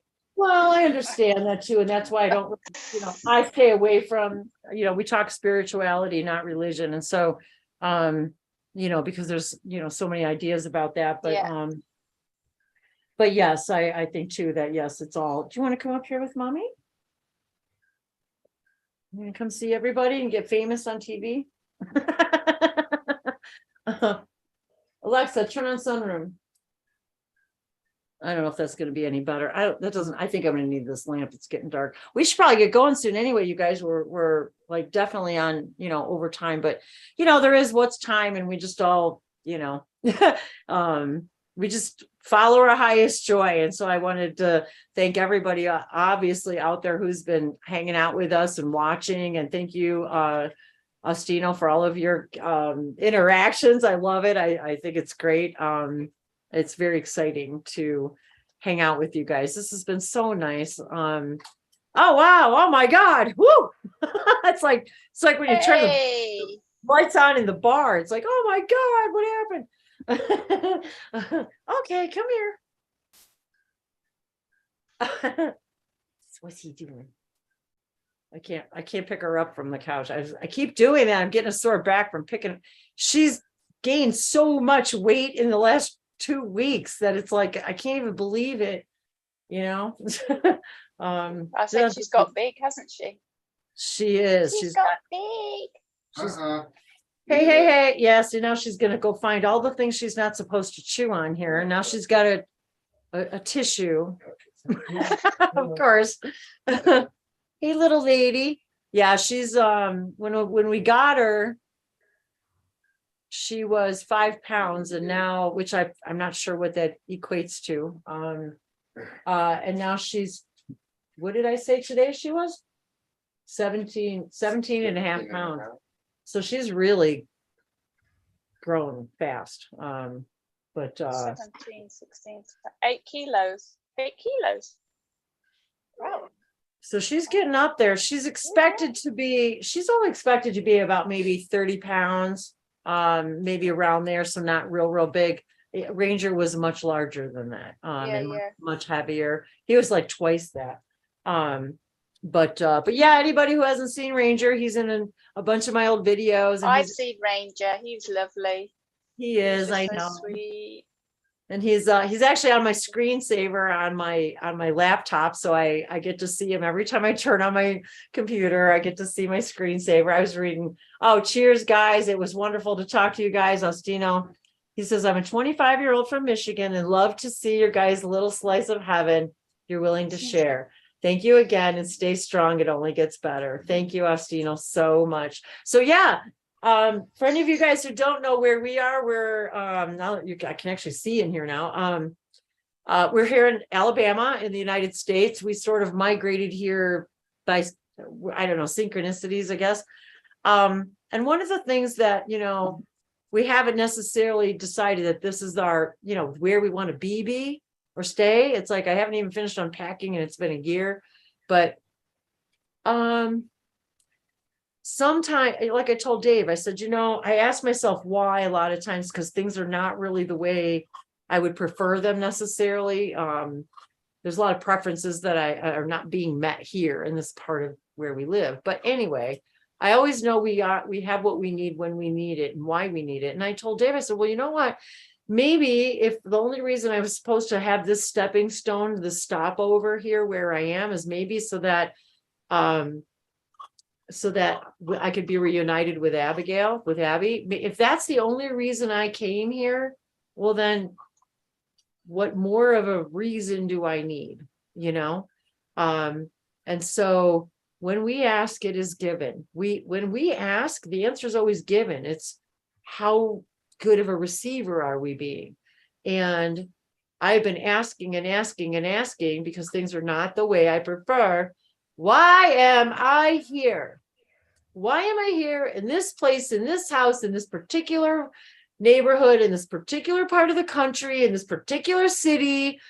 Where's my spiritual family? They're not here. It's like, no, they're there, right there. I'm looking at them all.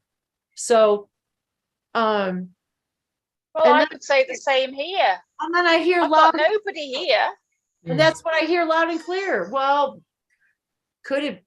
how did they say that to me? Something like, would would having, Abigail come into your life, is that enough of a reason for you, because, for all intents and purposes, she's going to be with us for the rest of her life. And so, I was like, oh, well, yeah, that's a good enough reason to have this little stopover. Yeah. So I think as well, don't you think there's been a lot of integration happening? There's been so many downloads happening. Yeah. Maybe it's just given you space, time. It has. Just to, just to find yourself in this new space. And new life. A lot of people, if you've been watching my channel for a little while, my personal life was something I never shared up until I met Dave. So that's been a whole new thing for me too, sharing my personal life and what's, and what's going on with us. I'll talk slower. I know it's probably me too, but I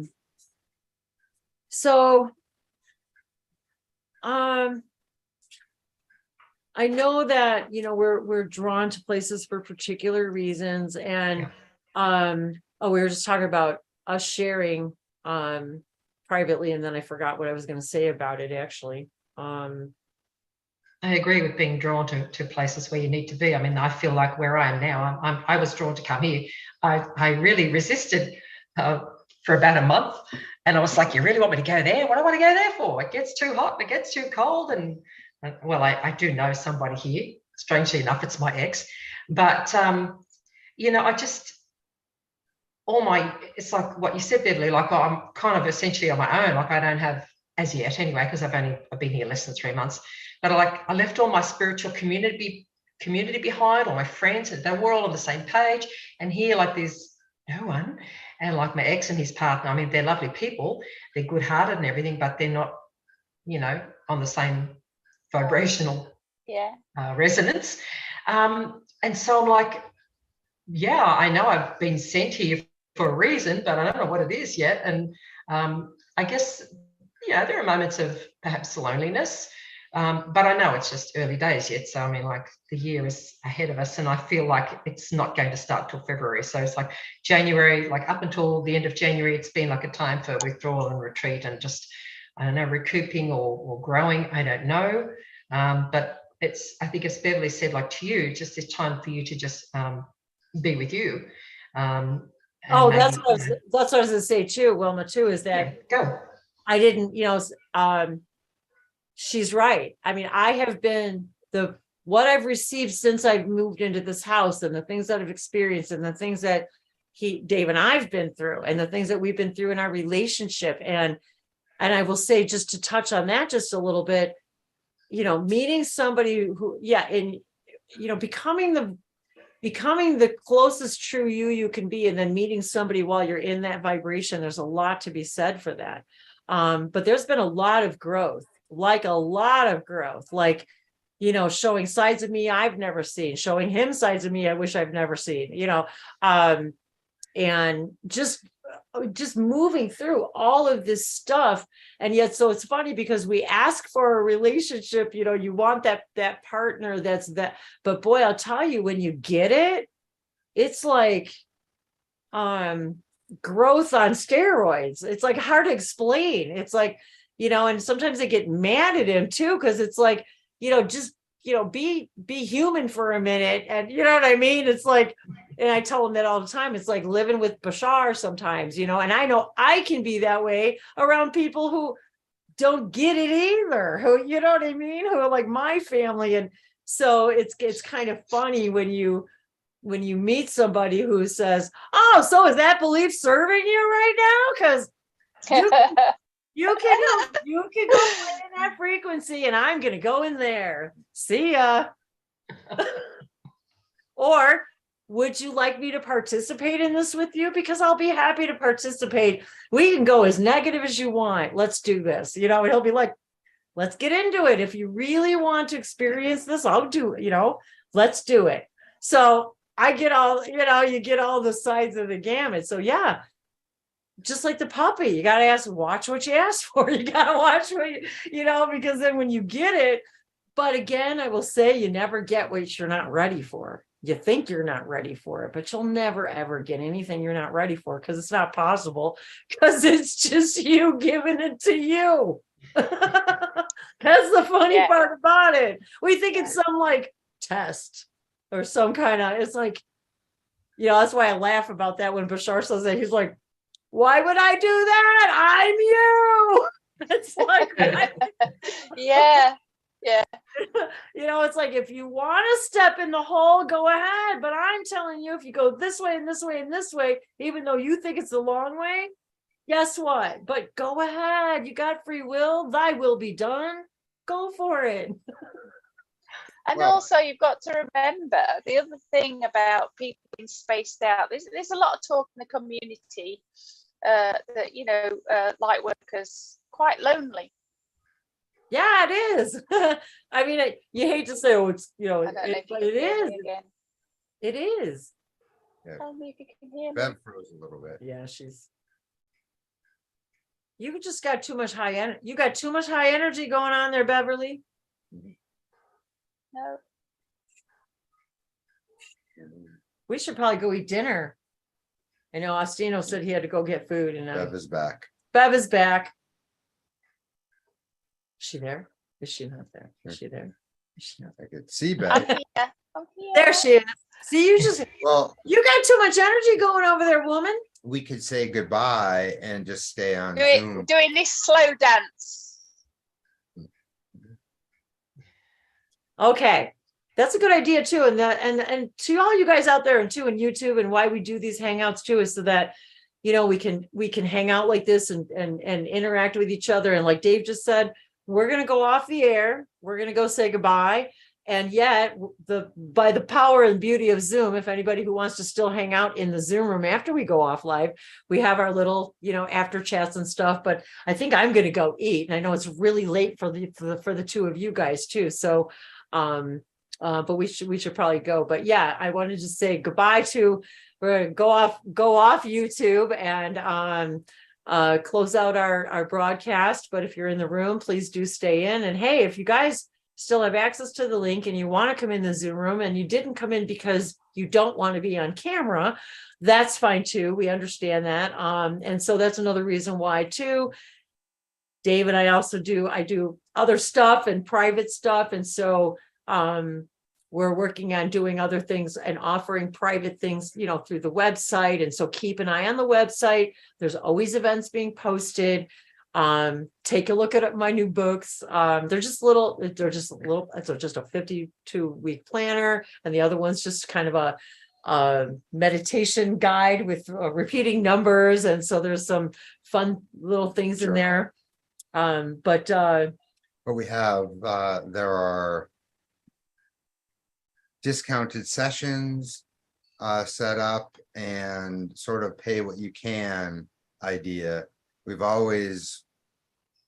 always done that, but yeah, we've been playing around with the idea of what to charge for different things and how to make it affordable for everyone, and never to turn away anybody or because of anything, for a payment or anything like that. So all of that is on the website.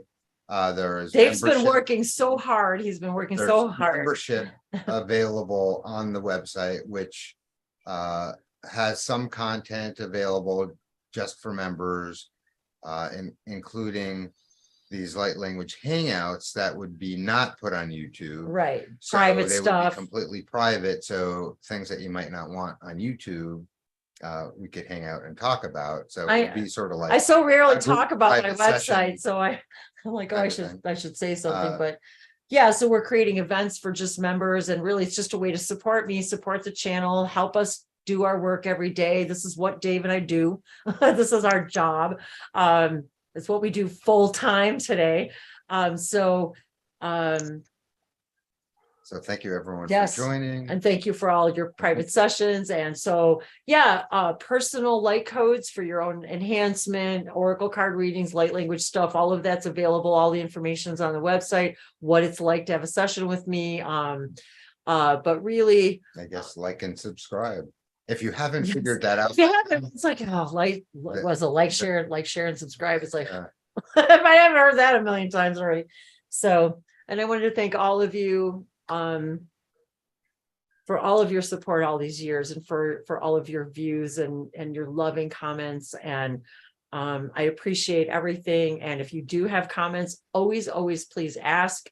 You can contact us directly, contact me directly on the website, on the contact page. It goes directly to my email.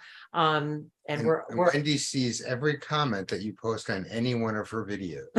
So if you're on YouTube searching through her videos, and there's thousands, any comment that you may have, Wendy will still see, and she will respond. So yeah, a lot of people still watch the old videos, which is really cool. Some of them, so anyway, lots of them have have shared like codes and stuff, but so anyway, yeah, always open to answering any questions anybody has. So please always do feel free to connect with me, connect with us. And I do sessions, Dave and I do them together.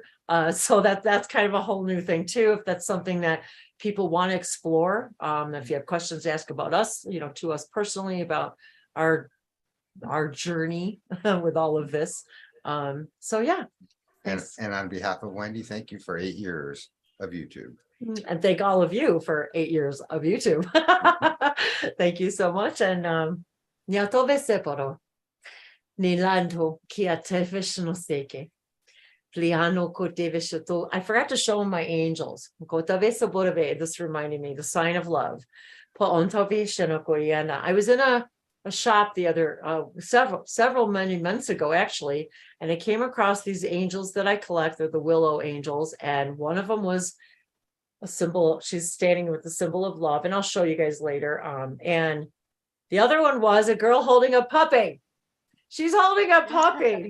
So I'm like, talk about manifesting. So I bought those. They're sitting on the mantle, right? And I was going to bring them to show you guys about synchronicities, because I couldn't believe it. I was like, it didn't dawn on me until about a week ago when I looked at them. I'm like, oh my God. The one holding the puppy says friendship, and the one that says this says love. And it was like, that's what I was trying to manifest, that love again for that puppy and that feeling. And so I literally came across a physical representation of that, bought it, put it on the, on the mantle, and there it is. So what you carry most in your heart and in your mind, your thoughts, is what you're going to see in your reality.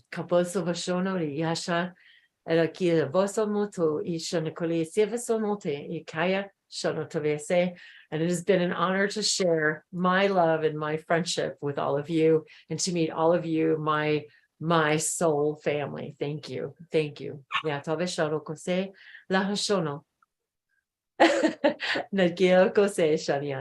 think we need to go feed our puppy and us. So so signing off for now, everyone. And if you're still in the room, hang out if you want to. Otherwise, we're gonna see you later, guys. Love you. Bye-bye. Thanks for holding this.